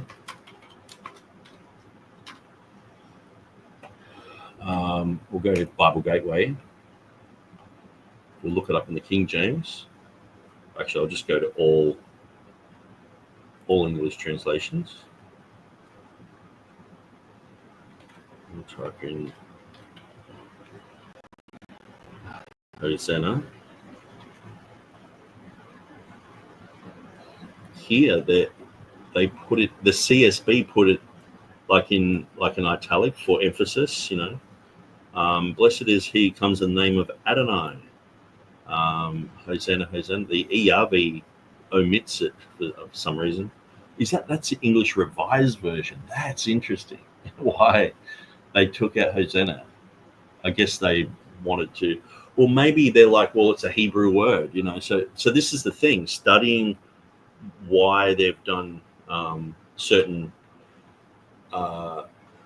italics is very interesting. Here we have the Holman Christian Standard Bible, which has it in italics for emphasis. So it's very interesting. Here they sort of do that again with the Net Bible, but it's a whole section. Hosanna. Yeah, so I think you get the drift. Hosanna, it's in the Greek, but it's in italics in the 1611. Why? Most probably for emphasis. That's the only thing that I can think of. I haven't read anyone on that. I've just come to my own conclusion on that it's like, well, why else would they put an italic there? It's most probably for emphasis. So I'll shut that down. But so that's why I just thought I'd read through that little bit. Now, the original 1611 does not have any italic here. So we're talking back to our main text of 1 John chapter 3, verse 16. And Scrivener includes it in his Textus Receptus. So there's no italic in 1611. Scrivener includes it in his Textus Receptus that the New King James claims to be based upon. Clearly, they said we're following this text of Scrivener. Okay. Scrivener notes that Westcott and Hort's text omits to theo. So the New King James clearly departs from the Textus Receptus here. Okay, so there's a clear departure. So this is where you get into the whole Mark Ward thing of which TR. You got the 1550 over here, and then you got the underlying Textus Receptus over here, and you got Scrivener over here. You know, which one is it? You know, TR, and you're like, oh, they're all TRs. You know, no, let's just be clear. Textus Receptus is a label that's retroactively put upon all Greek texts. So every single Greek text that appears before 1881, before Ruckman, is a Textus Receptus edition or received text Bible. Okay, that's just how they got categorized and labeled later on by critical text people. They're like, oh, that's a TR reading, or that's a critical text reading. And so I guess it's like saying, oh, Byzantine, or, you know, just lumping sort of everything into one thing. Now, sometimes that can be helpful, but sometimes when you're looking at minutiae, it can be annoying because you're saying, okay, I follow the Textus Receptus, which in my estimation is either, you know, the text of Beezer or the underlying Greek text of the King James or the text of Scrivener. You know, that's usually where I would limit TR, you know, type of conversation when we're talking about the TR. When we're talking about a broad spectrum, it's like, okay, yeah, well, Erasmus did a TR edition, but obviously he hasn't got 1 John 5:7 in it. So am I going to agree with that? No, I'm going to agree with the underlying Greek text of the King James, the one that they didn't print, the one that 250 years later Scrivener attempted to print, did a pretty good job, but there's a few little bits here and there that probably need cleaning up. And so the whole thing of just labeling something as a Textus Receptus. See, then what people like Mark Ward or Scott Ingram have been doing, I've noticed this, when there's something that's brought up, it's like, oh, well, that appears in a different TR edition. And it's like, yeah, but we're not following that TR edition, are we? We're following the underlying Greek text of the King James, and that's what the New King James should have followed. The New King James clearly said they followed Scrivener, so that's what they should be following. And we're just holding them to account for what they claim to do. If they depart from that, it's not our fault. If we're pointing out the king doesn't have any clothes, well, that's the king's problem. We're just going, hey, hang on, what about this issue? And it's like, oh, you guys, you realize that some of you people who pointed out issues before believe in conspiracy theories? Do you realize that some of you are toxic on the internet? Do you realize? And it's like, well, that's not me. That's not, lots of other people. We're just pointing out the facts. And so I think, the whole issue is the New King James departs from the TR here. And this isn't addressed in this video that Scott Ingram has made. So the New King James clearly departs from the TR here, and also the King James Version. So can you call it a New King James Version when it departs from the King James? Can you call it a Textus Receptus edition when clearly their own definition of which TR that they followed is the Textus Scrivener, which has the reading? So did they follow that Greek? No. Did they follow the Old King James? No. So you can't say it's a New King James. You can't say it's a King James reading here. You can't say it's a TR reading here. You have to go, well, they've departed. They've either made a big mistake here or they've purposely omitted it. I think they've just made a mistake. So the New King James clearly departs from the TR here, and also the King James Version. Beza's 1598 clearly says Totheo, and he translates it into Latin as Charitatem Dei, while the earlier TR editions and English Bibles omit the words. It is abundantly clear that Beza, Scrivener, and the King James Version of 1611 had the words there. While the italics of Blaney here are controversial, as most see them as unnecessary, the omission of the words from the New King James that claims to be merely a New King James Version is clearly a departure from the TR text. So it doesn't matter if you delete 1 John 5:7 and say, well, a TR, earlier TR text doesn't have it, and then people are like, well, different TR editions, and just sort of make it a blurry sort of issue. No, the New King James translators were very clear about which text they would follow, and clearly they haven't followed it here, have they? And so that's why we're going, it's a mistake. So let's get back to the video. Were all already made, each done to reflect current English usage. 1629 was the first Bible printed by Cambridge University Press. 1638 it was printed by Thomas Buck and Roger Daniel. In 1762, there was a printing by Dr. Thomas Paris from Trinity College and Cambridge University. And in 1769, where the KJV pretty much set solid for a long, long time, right before the United States came into being in 1776, it was printed by Dr. Benjamin Blaney of Oxford University.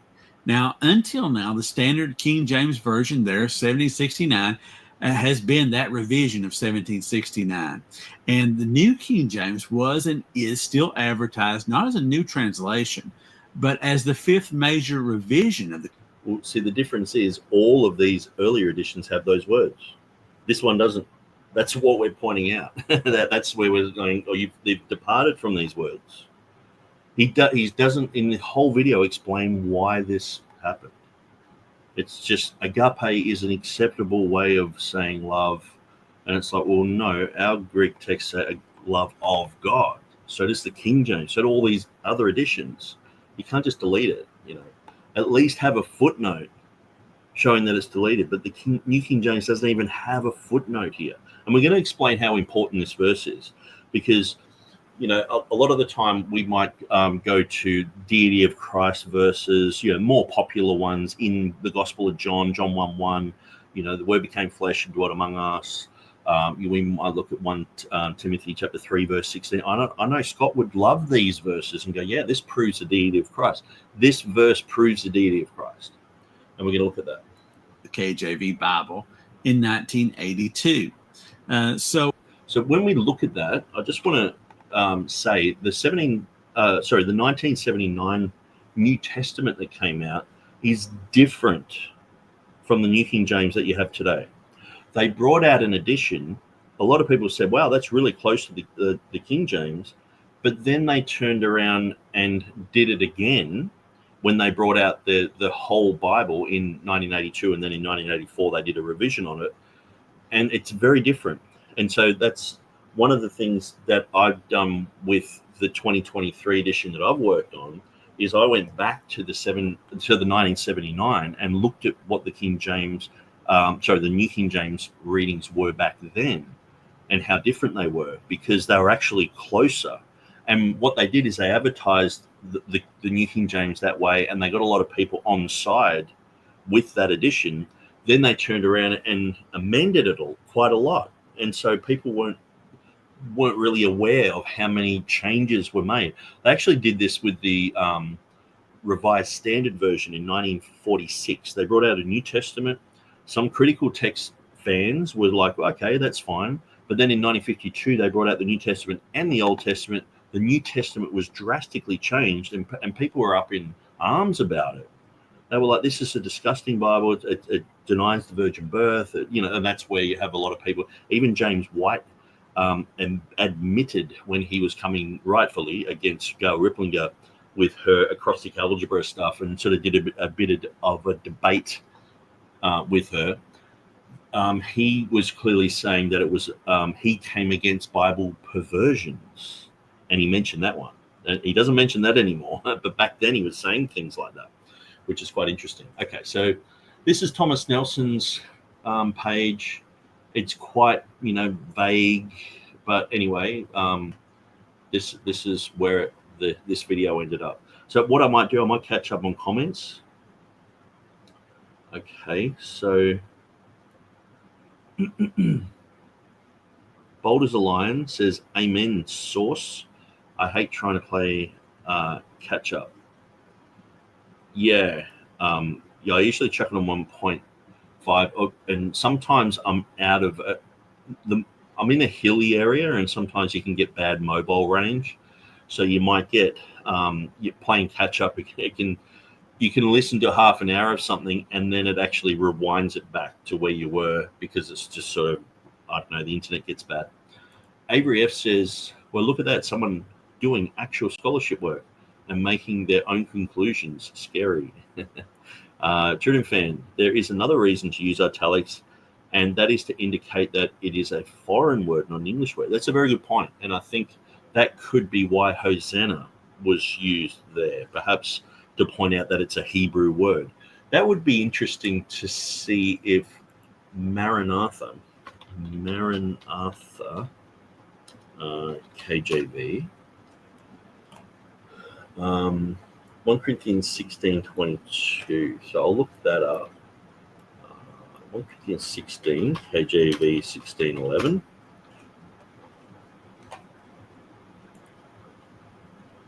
Okay.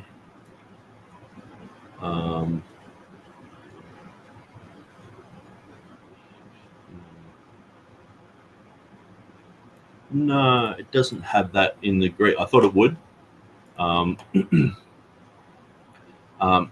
Anathema Maranatha, which is very interesting. It's always been one of those things where I'm like, why did they choose to just keep these Greek words? Now, I'm guessing that in 1611, most people knew these words. Perhaps they were just like we know amen or shalom or whatever. Yeah, it was just a common sort of thing. But what's also interesting is it has Timotheos here instead of just Timothy. So Timotheos and Timothy are both used, but you don't have Paulos and Paul. You just have Paul. So anyway, let's continue on. And so Matt Singleton says, I'm going with the named Textus Receptus, Elzevir 2, but there is grace. This is pretty much equivalent. Yeah, I guess it's when you're going through and pointing out this is the addition or whatever, and you're going through that minutia. That's where we do make those distinctions. We go, okay, Elzevirs or Beezers, or and we're going through those issues. But when it comes to the New King James guys, they clearly say we follow the text of Scrivener. So we're like, okay, this departs from Scrivener, and even Elzevirs, I'm pretty sure has it, because most of Elzevirs is Beezers anyway. Matt Singleton said, a lot of people argue in a psych out pattern. I know you argue X, and since I snickered at it, I win. Yeah, and I think that's why, like some of the videos that Scott Ingram's been bringing out lately, because some people might look through this and go, why are you being a bit hard on him? Well, I felt like doing videos for the last, 3 weeks, just seeing some of the stuff that he's bringing out. And I'm like, you're not really even answering this question, or it's just sort of making it more confusing, where it's easier just to go, yeah, the New King James has mistakes in it. See, critical text people would go, yeah, just like the ESV has mistakes in it, just like the originals have mistakes in it. Not only the original language printed text, but the originals that Paul wrote down has errors in it. That's what Metzger taught. They teach that everything has errors in it. It's all tainted by sin, by man, where we're like, no, it doesn't. Our text doesn't have errors, in a sense where we know where all the words are. You might have a typesetting error here and there, or a print error or whatever, but it's not an error in the same sense. New King James departs from the Hebrew, so that would be the first rejection of the title. Yes. Avery F says, that's a great point. Why leave out a footnote? Yeah, and New King James is like, well, we have all these footnotes, we show every little thing. Because they don't show the footnote, that's why I have come to the conclusion that they haven't done this nefariously. They haven't done this because they just, they want to follow the Westcott and Hort text or whatever. They've done this because they don't know any different. And because they're probably just following the English here, they really haven't gone to Beezer's text. They might have gone to Stephanus's text. And as I said, like the text of...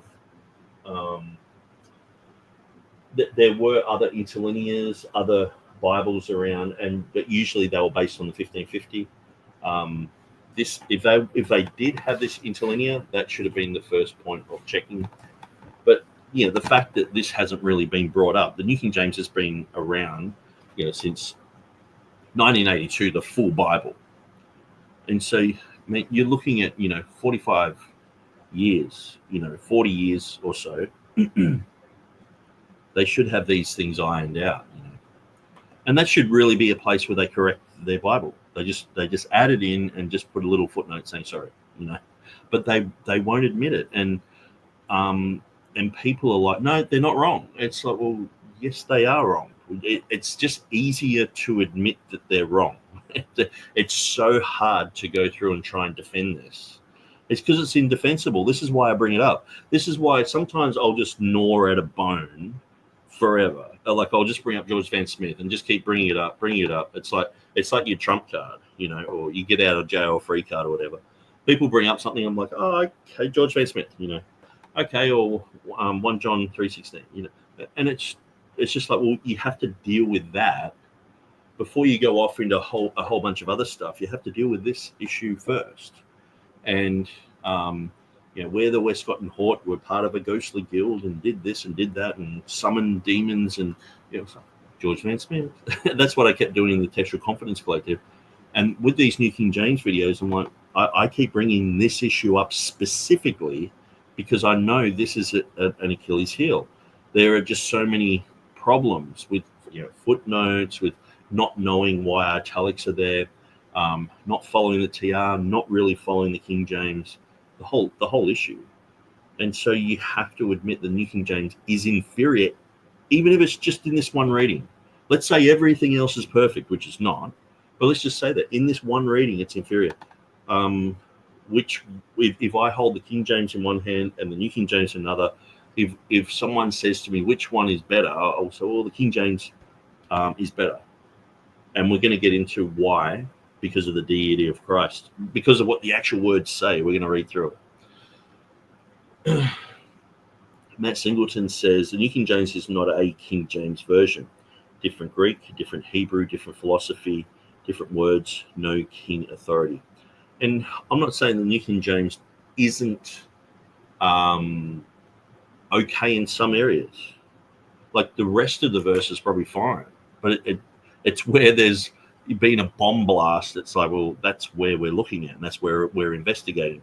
So one of the things that I pointed out with Mark Ward, he tends to go to a place like I've likened it to, going to Japan where there's a huge building falling down, and he's just filming all the other buildings standing up and saying, look how great these buildings are. And it's like, yeah, but look at the damage done.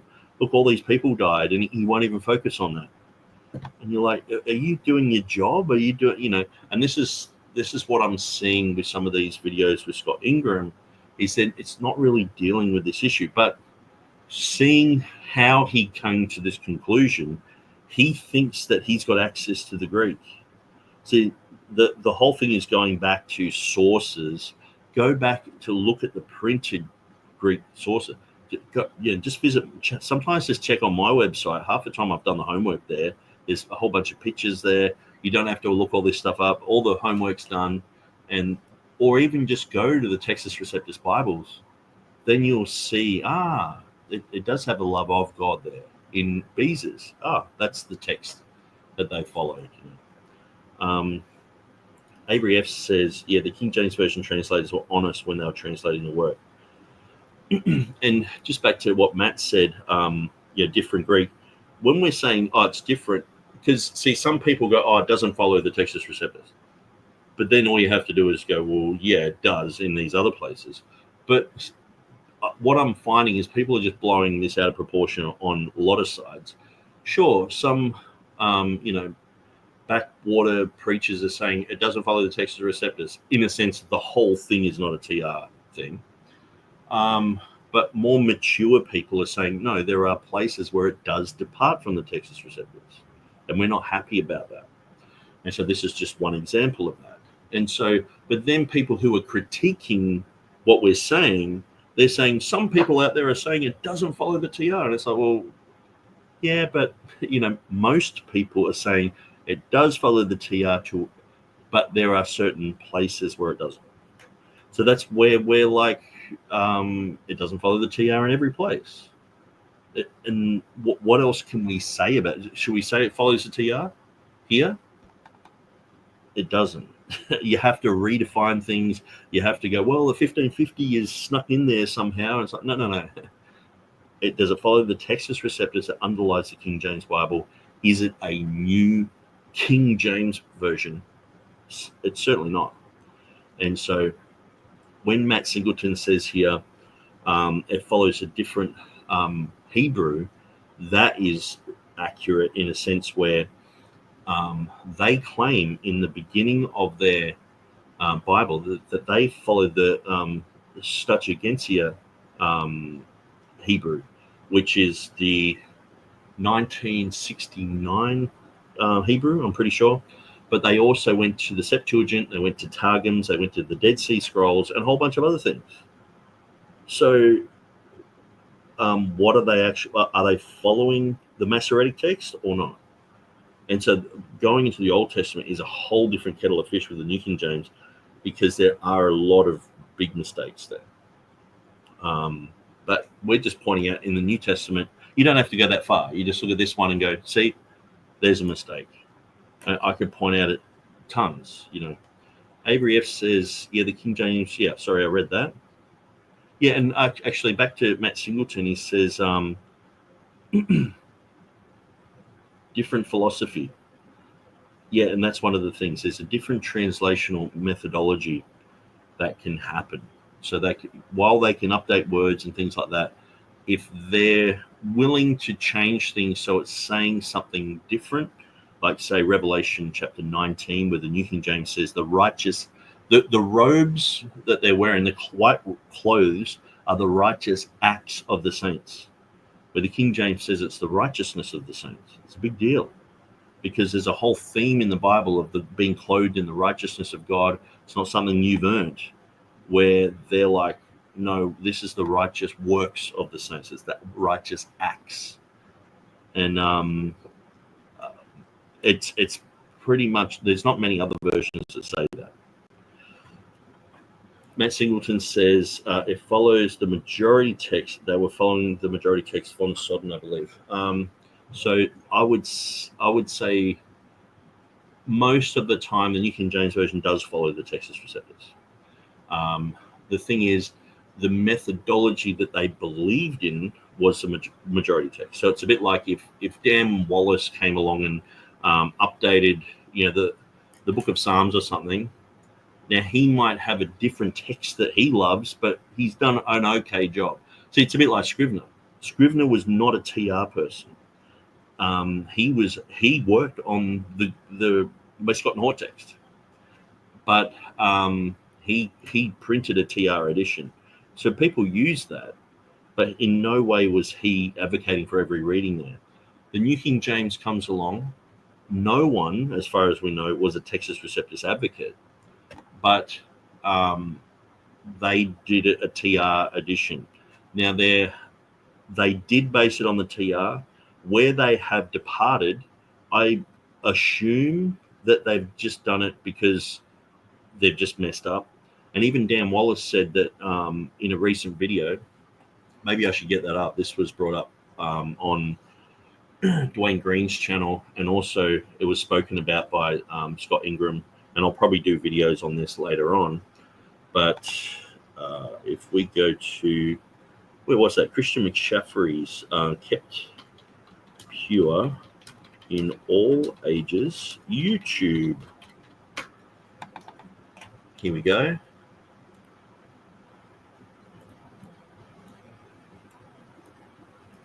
Okay, so let's get this one up. Here we go. Dan Wallace.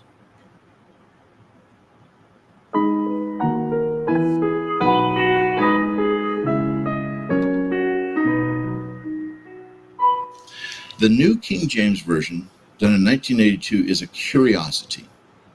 Now, I'm going to say some things that are negative about it, but the reason I'm saying it is because I worked on it.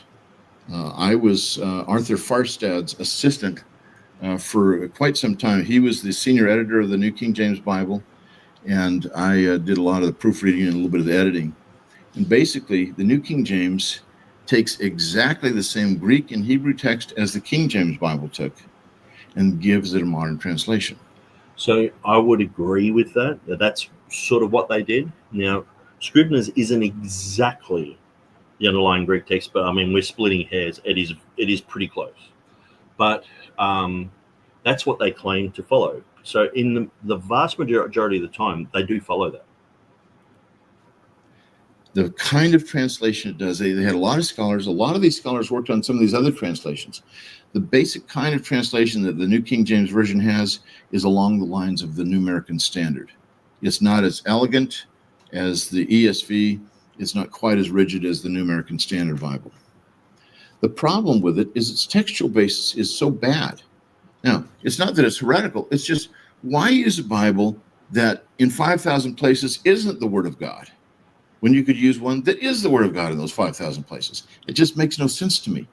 And yet Christian after Christian loves the New King James Bible. They say, oh, but I just love this translation. I know it's inferior in terms of its textual basis, but whatever it's translating is really good.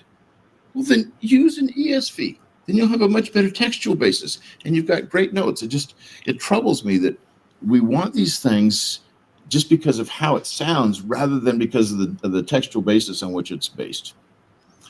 Again, I worked on the New King James Version. In fact, I was kind of the watchdog to make sure the translators were translating from the Textus Receptus. In one or two places they weren't. They used a modern Greek text, and I really nailed these guys. Said, no, that's not right. You got to do the TR. So not a single one of the translators, not a single one of the editors of the New King James Bible thinks that the Greek text that they translated is the best one available today. So that's the difference. They use the TR, but deep down they didn't follow the TR. They're involved with the NIV or the New American Standard Bible or other translations, and they're like, well, we don't think that the Textus Receptus is any good, but they're being commissioned to do this work. So it's a bit like Scrivener. He was commissioned to do his TR edition, but he wasn't really a TR guy himself. Not one of them. And over 100 scholars worked on this. They just wanted to do I think there was 130 scholars, as far as I remember. it, so it was in line with the old King James. So it's a throwback. It's a nostalgia thing that I just think we need to get past.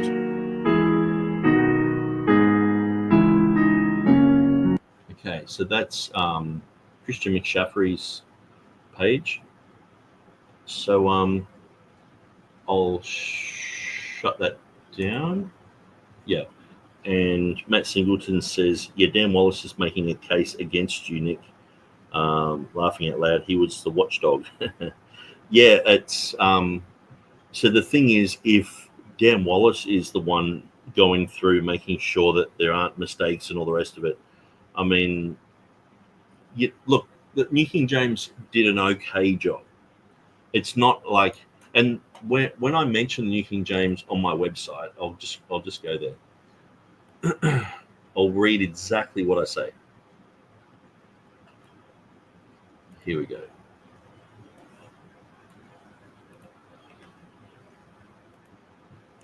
The New King James is a modern version of the Bible based on the Textus Receptus Greek and Masoretic Hebrew texts. It is generally acknowledged that problems which are associated with the New King James are not as numerous or as serious as those found in other versions, such as the NIV, REB, and the Good News Bible. The New King James does not omit dozens of verses, hundreds of phrases, and words as is done in these other versions. So obviously we commend it for not doing that. But it's not a loose translation or a paraphrase. However, the problems of the New King James are significant in the light of the claims by which its publishers and others that it is an accurate improvement of the authorized version and thus should replace the authorized version.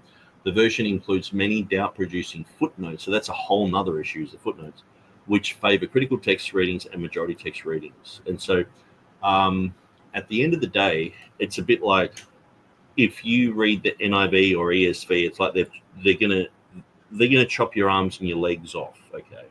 Now, if you read the New King James, you can keep your arms and your legs, but they're just gonna cut off like one finger off each hand and one toe off each foot. So it's like it's not good, but it's way better. At least you got your limbs. You know what I mean? And so I've often used this type of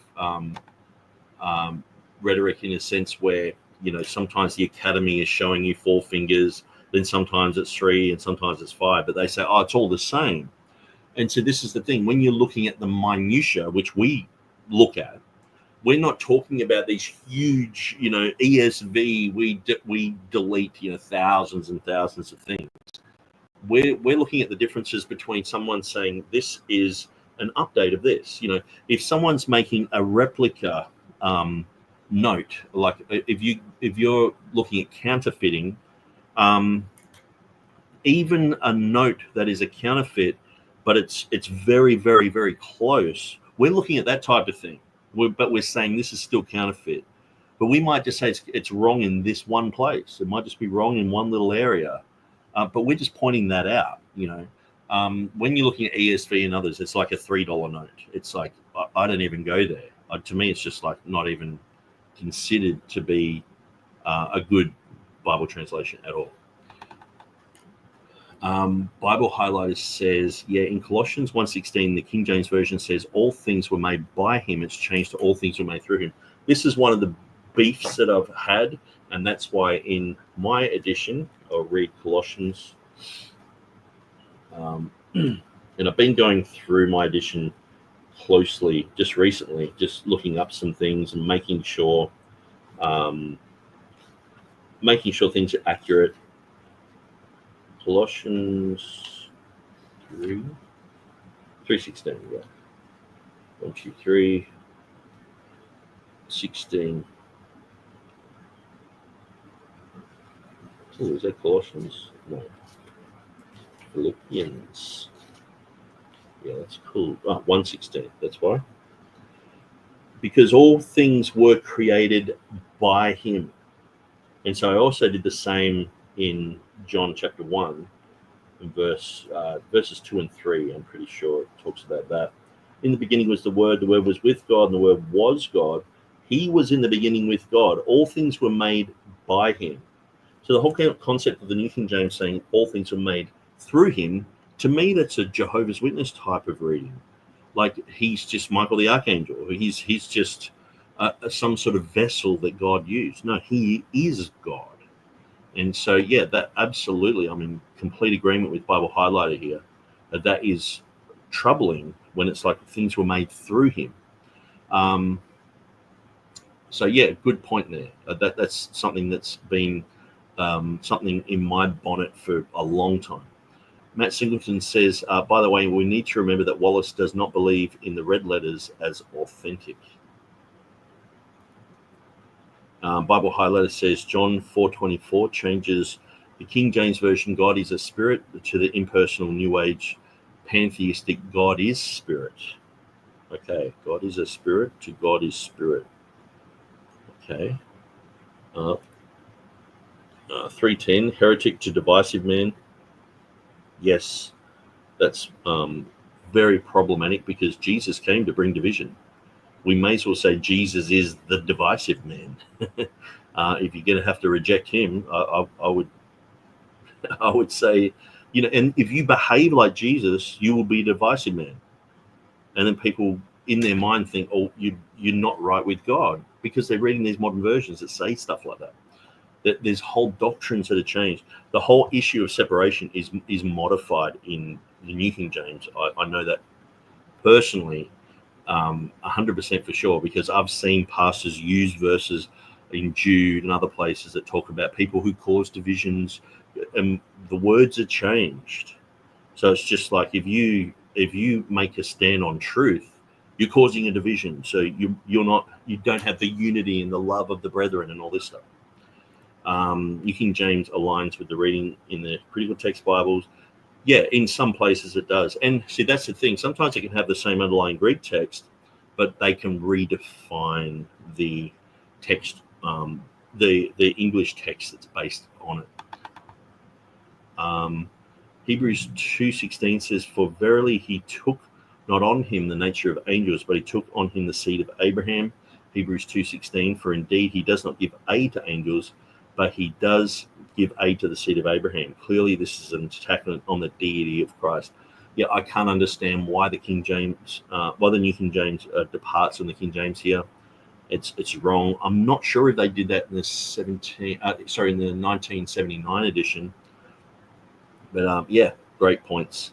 Matt Singleton says, "We know the New King James is not as bad as other modern versions, but the foundation is that it makes changes, and more is that it is misrepresented, trying to be claimed as the King James Version itself. If they KJV had a closed copyright, they would be sued, and that is still a moral issue." Yeah, I think that's the thing. Sometimes,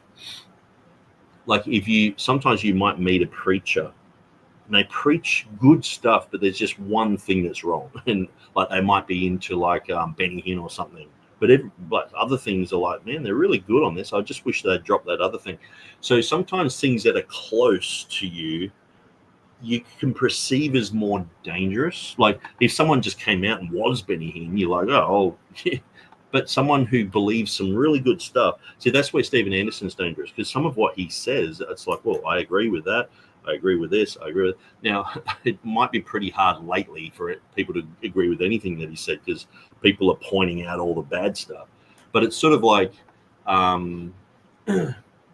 like a lot of these personality cult people say some things that are good and true, but it's just the poison. The 98% is good, but then there's this bit of poison here. That's where you end up going, man, this guy's dangerous. And one of the things is, rat poison, the rats don't know that it's poisoned. Where if it's just a barrel of poison, they're not going to drink it. That's why some of these modern versions, to me, are just barrels of poison. I'm not going to go anywhere near it. But when it's like, oh, it's a TR Bible, this is closed, it's a King James, and people are defending it, where I'm like, hang on, it's destroying the deity of Christ here. It's not just a small issue. This is a problem. So the New King James Version is a Trojan horse Bible. Yeah. Because it does have the King James Version cloak, it does, and it has these problems. That's where people can go wrong. And I've seen people base their life on teachings in the New King James, and it has caused them harm. And so, bold as a lion is saying, wow. Okay, so let's continue on. Revision of the KJV Bible in 1982. So understanding those basics are going to help us understand this verse in 1 John 3:16. The NKJV does not have of God, and the 1769 KJV places the word of God in italics, and the italics means that it has been added to provide extra meaning of the word they didn't accept. So he's got the wrong understanding of why the italics are here. So I'm pretty sure when Scott watches this, he'll go, oh, I got that wrong. And the whole concept of love just being agapeo, the love of God sort of thing, that even that in itself is erroneous. And that is not how the King James translators translated their Bible. So pretty much the concept of the italics is wrong. The concept of it just having only the word love there is wrong, because it clearly has to theo underneath in the Greek, in Scrivener, in Beezer. The 1611 has it. And so there are just so many angles where Scott's wrong on this video. It's like there's almost nothing that he's saying that's correct, except for just pointing out the differences. The idea of theos, that word being there. The 1611, though, does... Hang on. So he says it's got the idea of theos. It doesn't really have theos, where it does. So that's he hasn't even gone to the Scrivener text. So this is where I'm listening through some of Scott's latest defenses of the New King James, and I'm like, no, it's just wrong. That's wrong. And I can overlook some areas and go, okay, well, people get things wrong, but this is just wrong. Like most of the way through, and there's no real answer given. So let's just listen to what he said here. Been added to provide extra meaning of the word they didn't accept. The idea of theos, that word being there. The 1611, though, does not have italics. It's straight word. So they accepted that was the case. We dig down a little deeper. Let's go to the Textus Receptus editions, because that's where we'll see the difference here. The reading of God to represent theos comes from Beza's 1598 edition of the Textus Receptus, which is his 5th edition. The 1550 Stephanus edition of the TR and earlier edition does not have of God there. It just has love.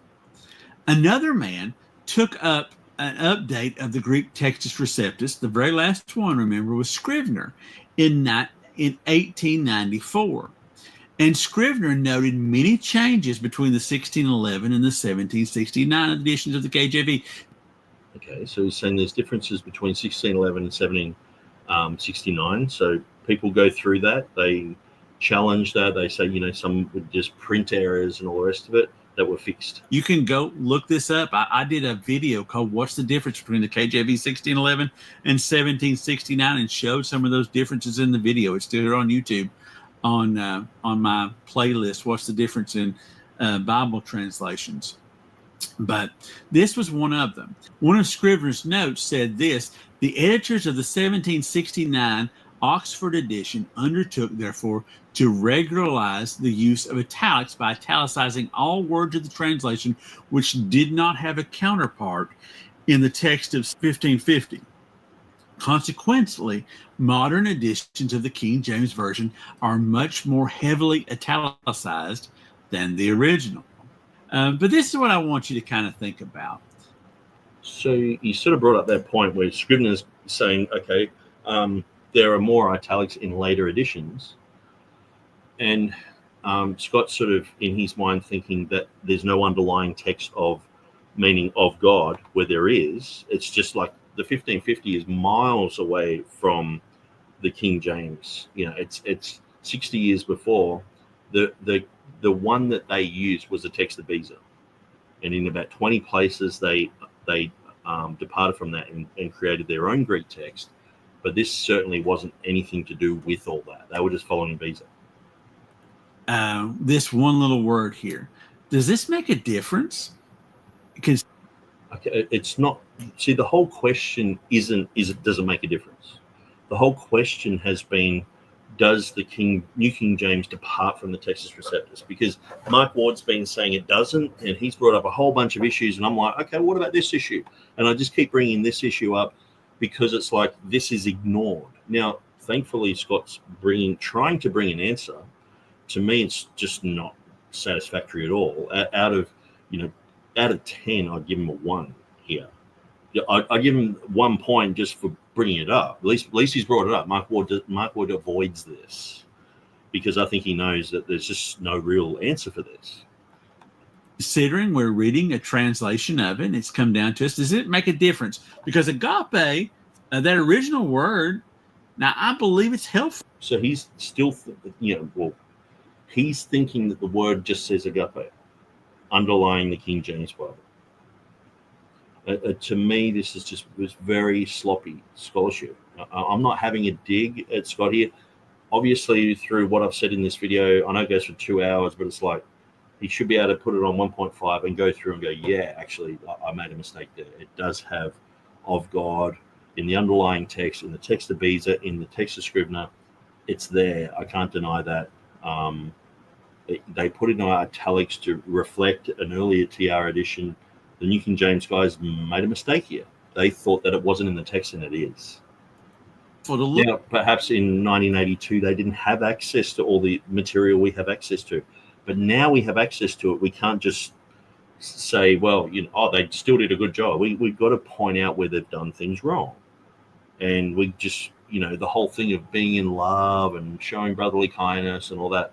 And we've just got to show truth, no matter if it hurts yourself or hurts other people, or it's just, that's the truth. The king has no clothes. Okay, I've pointed that out. It might upset a lot of people. Oh no, the king does have clothes on it. It's invisible and all this. No, the king has no clothes on it. New King James version, it departs from the Textus Receptus here. However that happened, it's still a departure.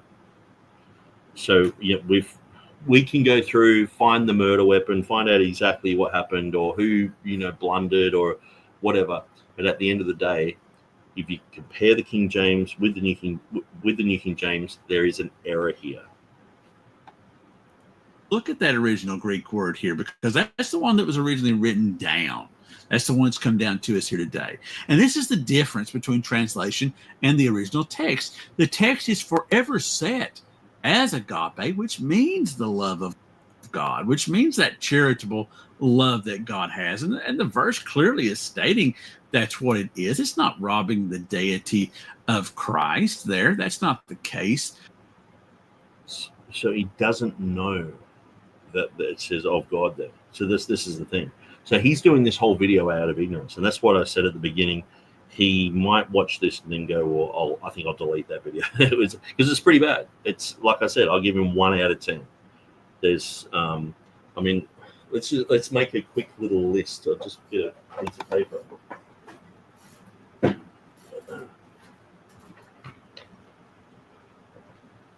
Okay, so if we look at number 1, he thinks that the underlying word is agape. Number 2, he doesn't know that to theo is the underlying Greek there.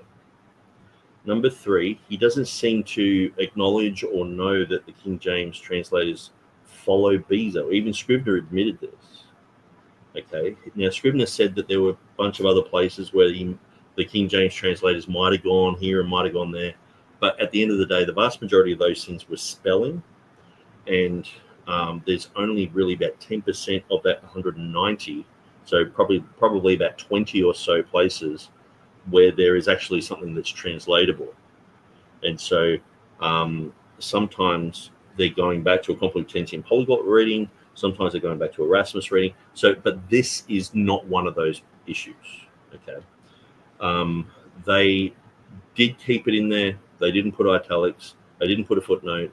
It's in there. It's in Beza. And number 4, it's in Scrivener.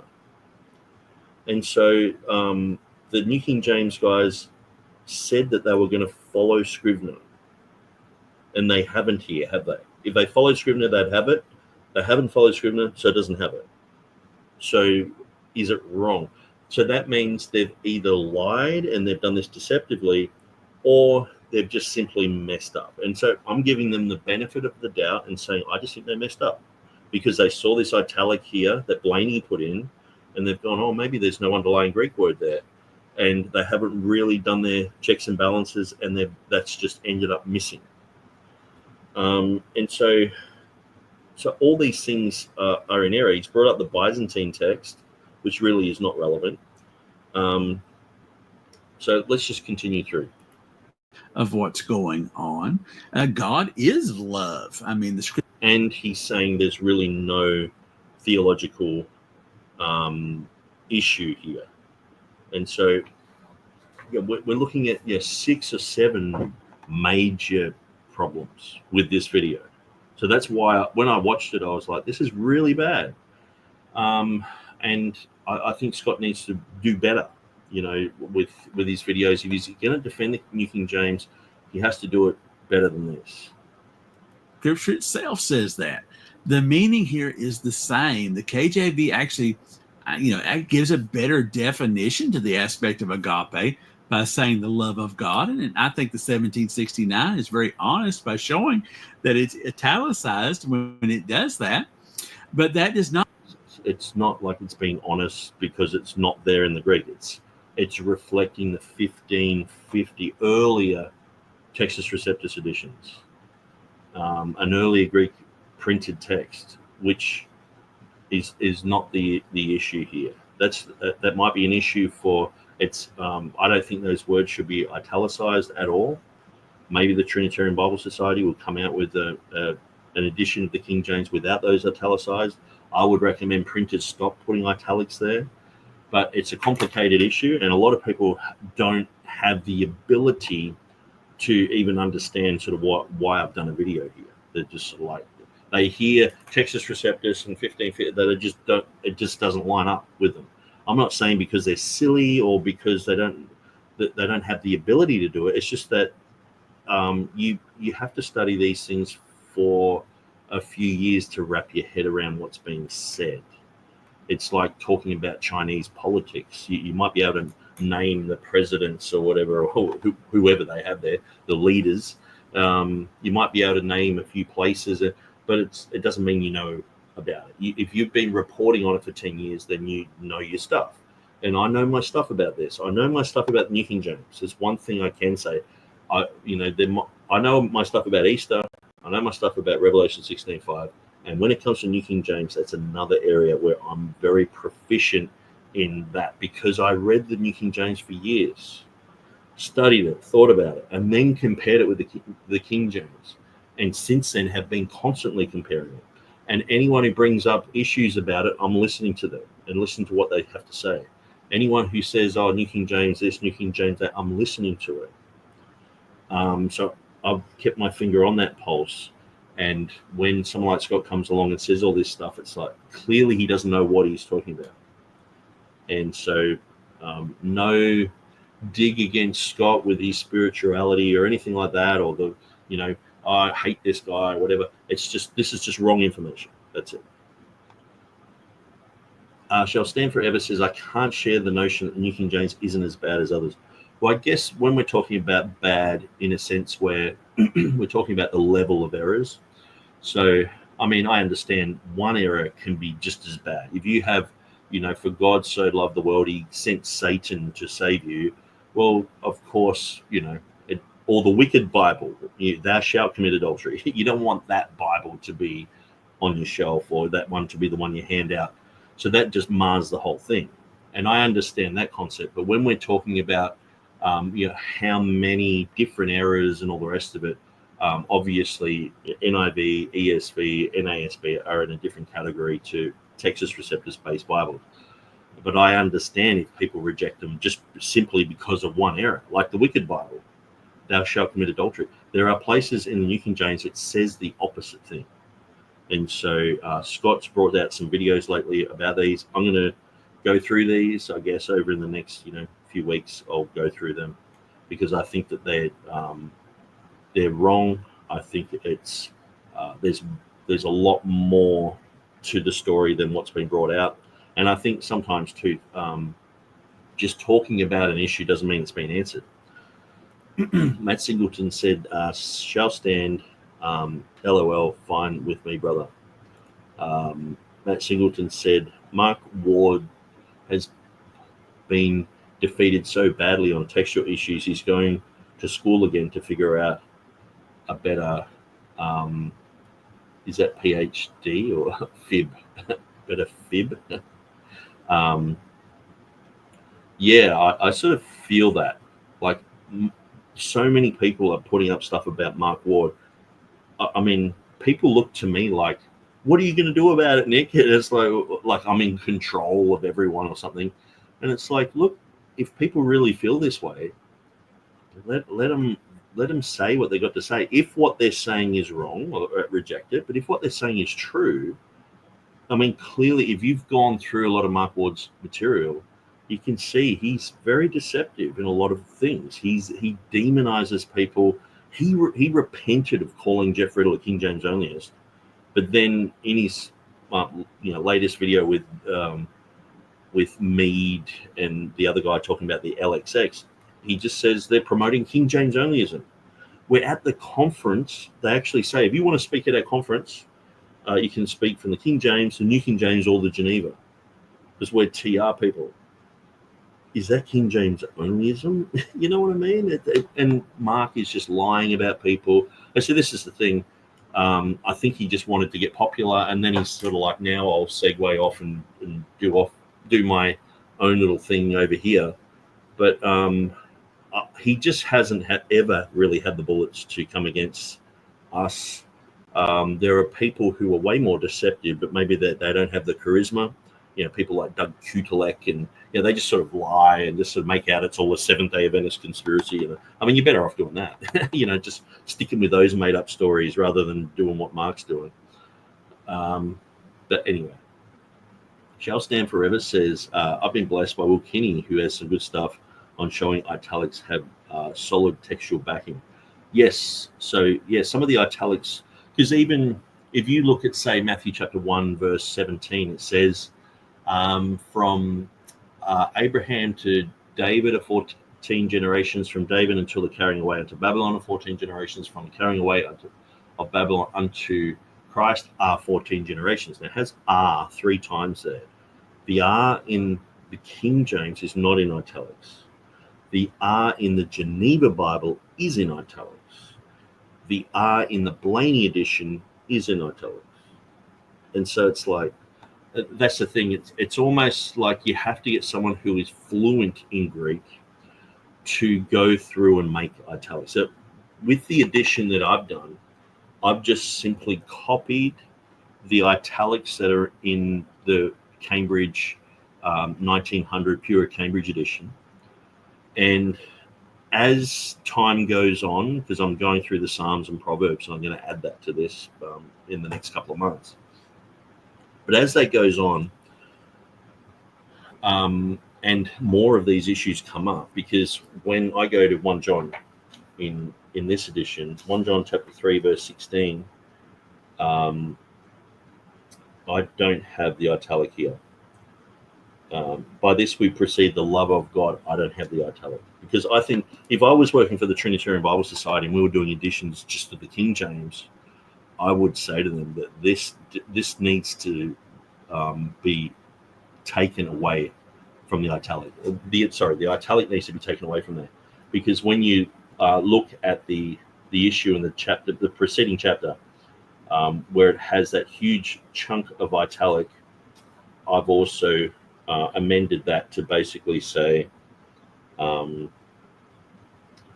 but he who acknowledges the Son has the Father also. The only word in italic there is but. And so everything else is not in italic, because we're not looking at the 1550 anymore. The 1611 guys were. Because of Walton's polyglot, the 1707 mill text, they were all based around the 1550. A lot of people just gravitated towards the 1550 for studies, but we know that the underlying Greek text of the King James is where all the words of God are found. And so it's 1550, it's good, very good, but no gold star. You get a silver star. Matt Singleton said, FIB, redneck for little lie. A fib. Oh, yeah. Redneck for a little lie. Shall stand forever. Yeah, Jeff Riddle really dismantled Ward recently. Jeff Riddle is absolutely awesome. And I know, like, you know, we've got some Reformed people who follow me, Calvinist people, and all the rest of it. And, you know, people know that I'm not Reformed or Calvinist. But I tell you what, when it comes to some really good information, Jeff Riddle is very good. Like, I would say, if anyone really wants to get schooled in these issues, you know, obviously there are some things I don't agree with Jeff, you know, but the vast majority I do agree with. And I would say that his work, because it's scholarly as well, he's writing scholarly journals, he's writing for magazines at times, he's writing for the Trinitarian Bible Society, his sermons, academic. I would say that if you really want to know your stuff, go through Jeff Riddle's Word magazine videos, think about what he's saying. And, you know, I've done videos saying, hey, Jeff, don't say this, don't say, you know, because sometimes he goes off and, you know, especially when it comes to the, you know, editions of the TR and Scrivener and, you know, King James and all the rest of it. Sometimes we can all have our own little nuances and stuff like that. But I would recommend people go to his channel, like his channel, follow what he's saying, and go back and look at his earlier stuff too, because it's really interesting. It's really good. And I think the thing is too, listening to Jeff Riddle really helps me, because a lot of these guys who were in that era were, in a sense, reformed. You know, I know that I don't think Calvinism really came around until after the Synod of Dort. The whole, you know, teachings of Calvinism as a, you know, bona fide doctrine, like that's exactly what we're going to believe, the tulip type of thing. But I think there were people who did gravitate toward that. But then you look at Theodore Beza, and Arminius was one of his pupils. So it's quite interesting because the Synod of Dort was a reaction against his teachings. So it's quite interesting to think that Beza had an influence on this guy who became the main opponent to Calvinism. And so all that was happening in that era. So it's good to listen to people who are sort of up to speed with that type of information, because it sort of helps you understand where people are coming from that era. Anyway, I better go through this video, but I just sort of rabbit trail for a little bit about Jeff Riddle. I really enjoy Jeff Riddle's material. And whenever he brings out a video, usually I drop everything and watch it, because it's good stuff. Not mean that the NKJV does not help us either. Love alone is an acceptable translation of that, because God is love. And agape means that love of God. Should the KJV always translate agape as love? The KJV translators didn't do that. Sometimes, like in 1 Corinthians 13, which the NKJV translates the word agape as love, they translated it as charity. And now that in most modern versions today, they use the word love because we don't see charity in the same way. But it is a charitable love is what agape is. So they weren't wrong for translating that a little differently there. Now, I hope this has helped you to understand that this isn't some devious removal of the text to take away the deity of Christ. It hasn't helped at all. In fact, it's just made me more inclined to think that the New King James translators made some pretty large mistakes. Here, no, that's not the case at all. And this actually illustrates the simple facts, I think, when we look at this particular verse of how God chose to preserve his word across time. The not always very clear in what's being. No. The words are very clear. It's like it hasn't taken me much study to figure this out. The words are clear. First thing you need to check is Beezer. Second thing, firstly, check Scrivener. That's what the New King James guys said they followed. If it's in there, then they've made a mistake. Then check Beezer. Then check the King James. Then look at all the Reformation Bibles. There's probably about 15 different things that you should go through as a process to study something like this. And it doesn't seem like you've gone through much of this at all. It just seems like you've gone to your Bible software program that says agape, and you're like, well, that's the underlying Greek word. It's so in error. Like I would be embarrassed to say this in public. I've done videos like this and gone, I cringe about it. But I did this, 15, 20 years ago. And I would just say to Scott, this is a bad error, and I'm going to be going through some more of your videos and pointing out problems. I'm not saying I'm the guru or anything like that, but I do know what I'm talking about here, and what you're saying is wrong. It's preserved down to every generation what we need there within. Good men have disagreed on a few words, simple, and even little, the jots and the tittles a little bit, right? As it's come down to us. The KJV and the NKJV are faithful translations of the traditional text of God's word that's been passed down to every generation. So the issue with charity, because you just brought it up, when you see the word charity, it is always expressing a Christian's love for another Christian. So when you see the word charity, it's like a Christian expressing love towards another believer. Okay. So I understand that charity has changed. We, most of the time we think of St. Vincent de Paul or, Salvation Army, or here in Australia they do anyway, where it's a charity. You're giving blankets, you're giving, even some people are giving out syringes to drug addicts, so that they can shoot up properly and not get AIDS or whatever, and that's a charity in most people's minds. So I haven't got a problem with an update of a word that has changed, but the King James had the word charity there for a reason, and it was understandable in 1611 that was the love towards another believer. So that's why they have, in 1 Corinthians chapter 13, follow after charity. That's talking about loving one another. So, and the KJV is very exact. It's also very ancient and hard to understand in some places because of that. It was much more exact back during 1611 when that happened. And the NKJV is very instantly understandable, but both are translating those same words. And no. The New King James has departed from the words here. And we need to trust that and love one another. We should not trust that. And we should see that this actually is getting your foot in the door and saying, hang on, what else is wrong in the New King James if they didn't get this right? As God has loved us. And so we're going to the love of God. But both are translating those same words, and we need to trust that and love one another as God has loved us. And to love one another means we base what we're saying on truth.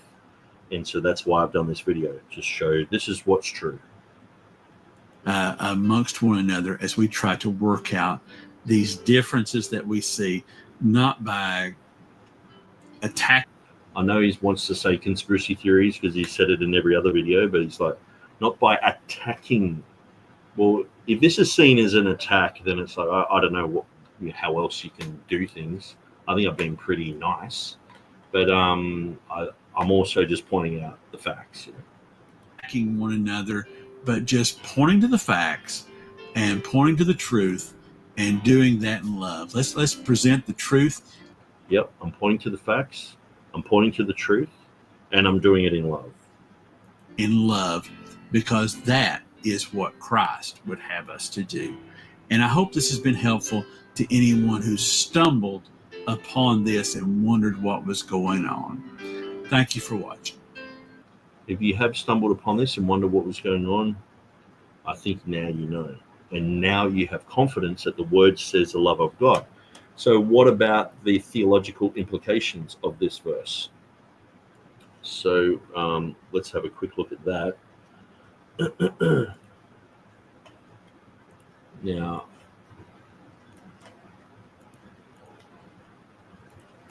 so let's look at the King James here.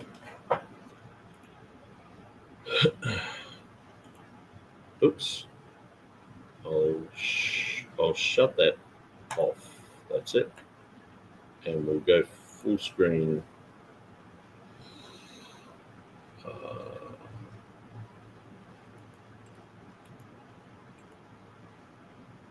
That'll do.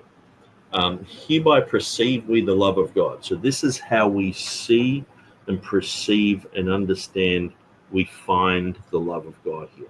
Okay?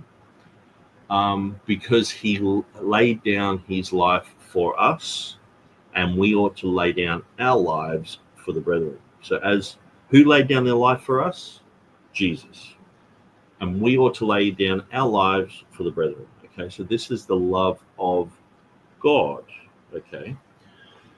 Now, this is how we understand, this is how we perceive, this is how we find the love of God. Now, what is the closest antecedent for this word he here? Because he laid down his life. Who is he here? Obviously, Jesus is the one who laid down his life. But when you look at the closest antecedent, it's God here. So it says, he might perceive with the love of God because he, God, laid down his life for us. So can you see the deity of Christ here? It's saying Jesus is God. Hereby perceive we the love of God because he, God, laid down his life for us. Who laid down their life for us? God the Son.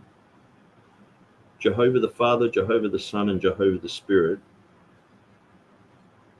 is the Trinity, the triunity. And here we have, hereby perceive we the love of God, that we can see the love of God because he, who? God, laid down his life for us, and we ought to lay down our lives for the brethren. So when we read in the New King James,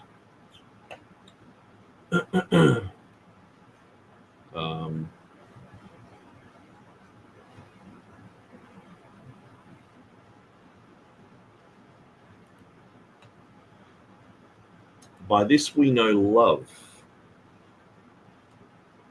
Doesn't say of God. Because he laid down his life for us. And we ought to lay down our lives for the brethren. So it doesn't say love of God, does it? Just got the comma there. By this we know love. Okay, so we know about love because Jesus laid down his life for us. But when it says, by hereby know we the love of God, because he, God, it's like one of those verses where it says in Acts chapter 20, verse 28, I think it is, where it says about the church whom he purchased. It was talking about the church of God, whom he purchased with his own blood. So basically saying that God purchased the church with his own blood. And many people have used that verse to explain the deity of Christ. This is a clear place where it's explaining the deity of Christ. And this verse is destroyed in the New King James. So some people feel, I guess, when you go through the Gospels, it's just something in churchianity. You go through the Gospels and people will go, "Oh, John chapter 1 is so important." If you get John chapter 1 and change, in the beginning was the Word was with God, the Word was a God, people physically shudder. They have a meltdown, and so the Jehovah's Witnesses change it, and they manifest. But when it comes to this, it's like, it's in 1 John. Like, who really cares? People don't value this verse as much as John 1:1. Where, see, I do. I see every verse as important, and every verse as showing doctrine and showing clarity and understanding. And so when it says in the original King James, "Hereby perceive we the love of God," to me, this is very important. It's not like, the one edition, these earlier TR editions didn't have it, and so it's questionable and all this sort of stuff. I'm like, no, this is the Word of God. This is exactly what John penned, and these other editions are wrong. That's how I see it. Hereby perceive we the love of God, because he laid down his life for us. He, the antecedent there, is God. So Matt Singleton says, if he has new song on his shirt, you must follow him unquestionably or be unspiritual. This dude is not quite agreeing with Jesus about jots and tittles. Come on, Nick, hold up your hands and feel it.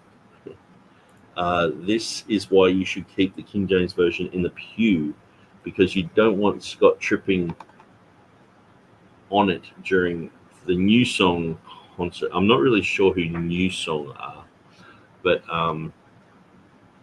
yeah, this is important. And so he's basically claimed that the underlying Greek word there is agape, which is just not true.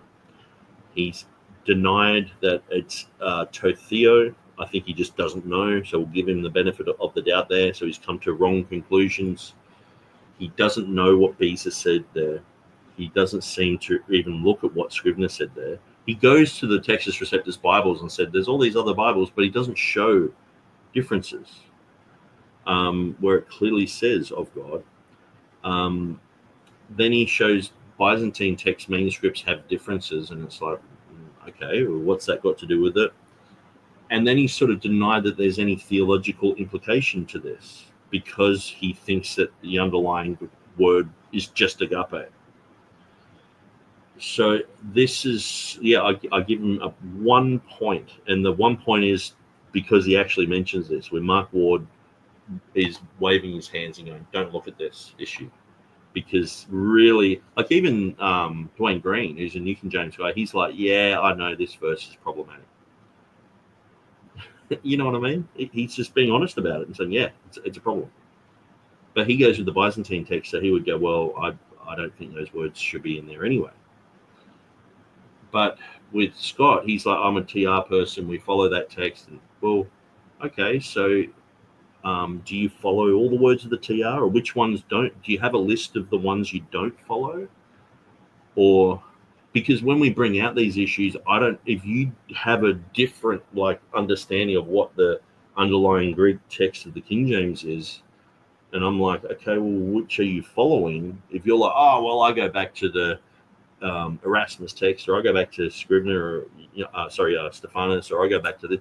Okay, well, do you have a list of these words that you don't think are genuine? Because there's in some of the videos, I'm like, well, where are you coming from? Why are you saying this? So anyway, I'm going to be going through some of these videos. I've nearly gone for 3 hours, and I am going to pull the pin in a couple of minutes. So I'm going to shut this down. I think that's all that needed to be said about this video. I'll shut that one down.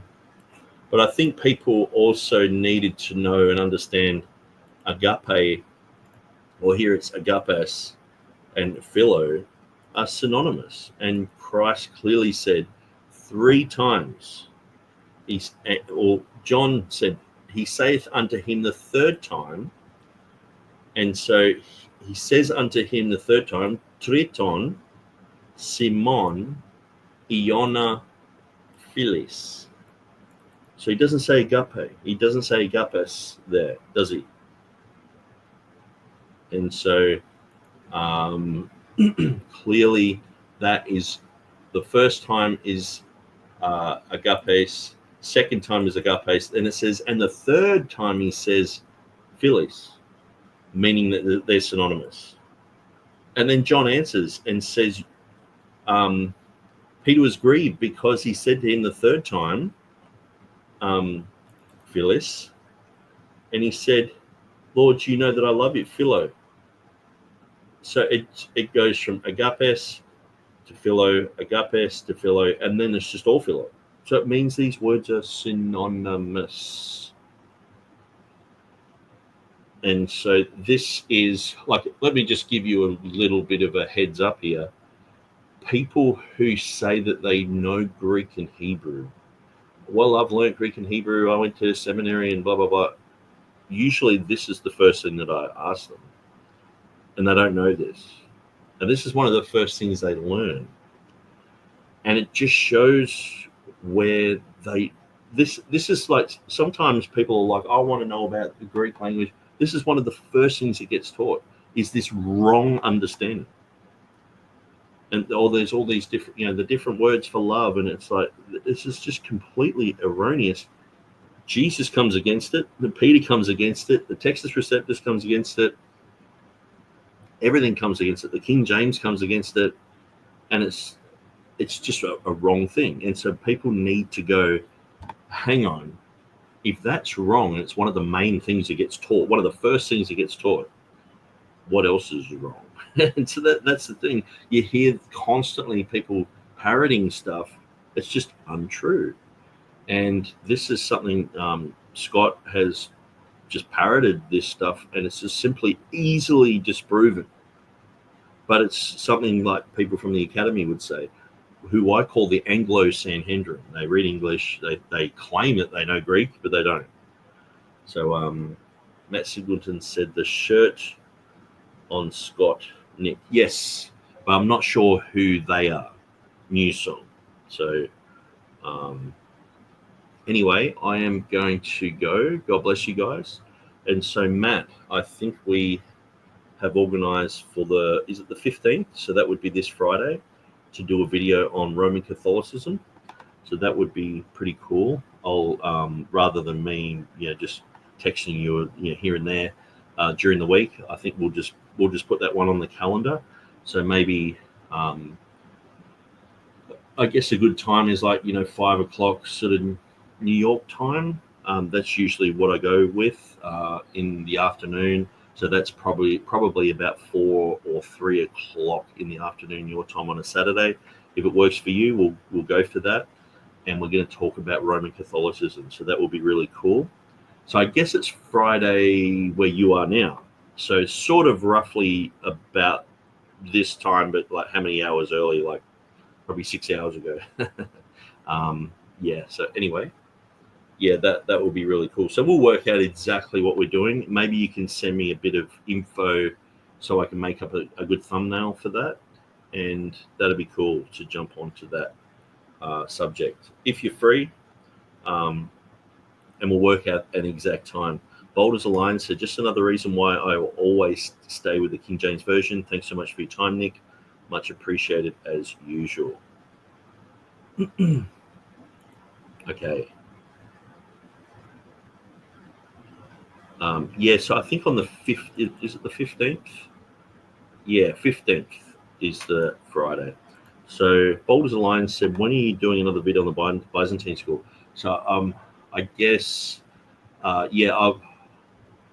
was going through material about Lorenzo Valla. So I'm going to saturate myself with his material this week. And then hopefully that will all come out. Usually with the Byzantine stuff, I want to make sure I've got something to say and not just do a video for the sake of it. And like the last video that I did, I think, obviously the sack of Rome is a huge issue, and it's not really spoken much about. And so Lorenzo Valla is a very interesting guy because he basically destroyed Catholicism from the inside without really knowing it. He just spotted some forgeries and some fakes, and after a while, people were like, "Hang on, what we're learning here in our churches is wrong. It's fake. It's based upon fake manuscripts, fake stuff." And so then Martin Luther just turned up and was sort of like, "Yeah, there's a lot of false stuff around. Let's go back to the Bible," and that's what caused all this problems. So, or solutions, I should really say.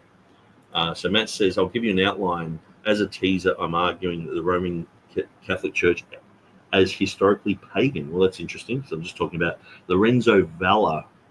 He was very interesting in talking about that with the concepts that came through Pseudo-Dionysius and the issues that come through Thomas Aquinas, Plato, and the fake, or that Valla was the one who called it Pseudo-Dionysius. So it used to be considered as a church document, but then it was sort of realized that, hang on, a lot of the stuff that the church is learning is not from the church; it's from people who aren't Christians. So, and that's where the humanist movement came on board, and so it's quite an interesting pathway to go down, and to understand that the Roman Catholic Church was sort of basically saturated in pagan teachings, and people were questioning the Bible. The Roman Catholic Church was just very liberal, so people like Erasmus and Luther were just seen as just like fundamentalist sort of thing. Like, but I want to get my head around Valla, and so but that sounds like a really interesting topic, and it sounds like it'll mix in with the Byzantine school and Valla and paganism and things like that. So that'll be very interesting. Matt Singleton says, but focusing on an apologetics vantage point. Sounds great. Boulders Alliance says, okie dokie, I'll be waiting with bells on. The last video I did was very eye-opening. Yeah, I had that because I went to Pakistan. I had that in my mind before I went to Pakistan. So it was like fermenting in me. And I was like, man, this is something that's just got to be said. And if you haven't seen that latest Byzantine vid I did, like, I guess a week ago, I would encourage people to go and watch that. Thanks, Matt. Okay, guys, I'll play my outro. Thanks for joining us. God bless you, and we will see you next time.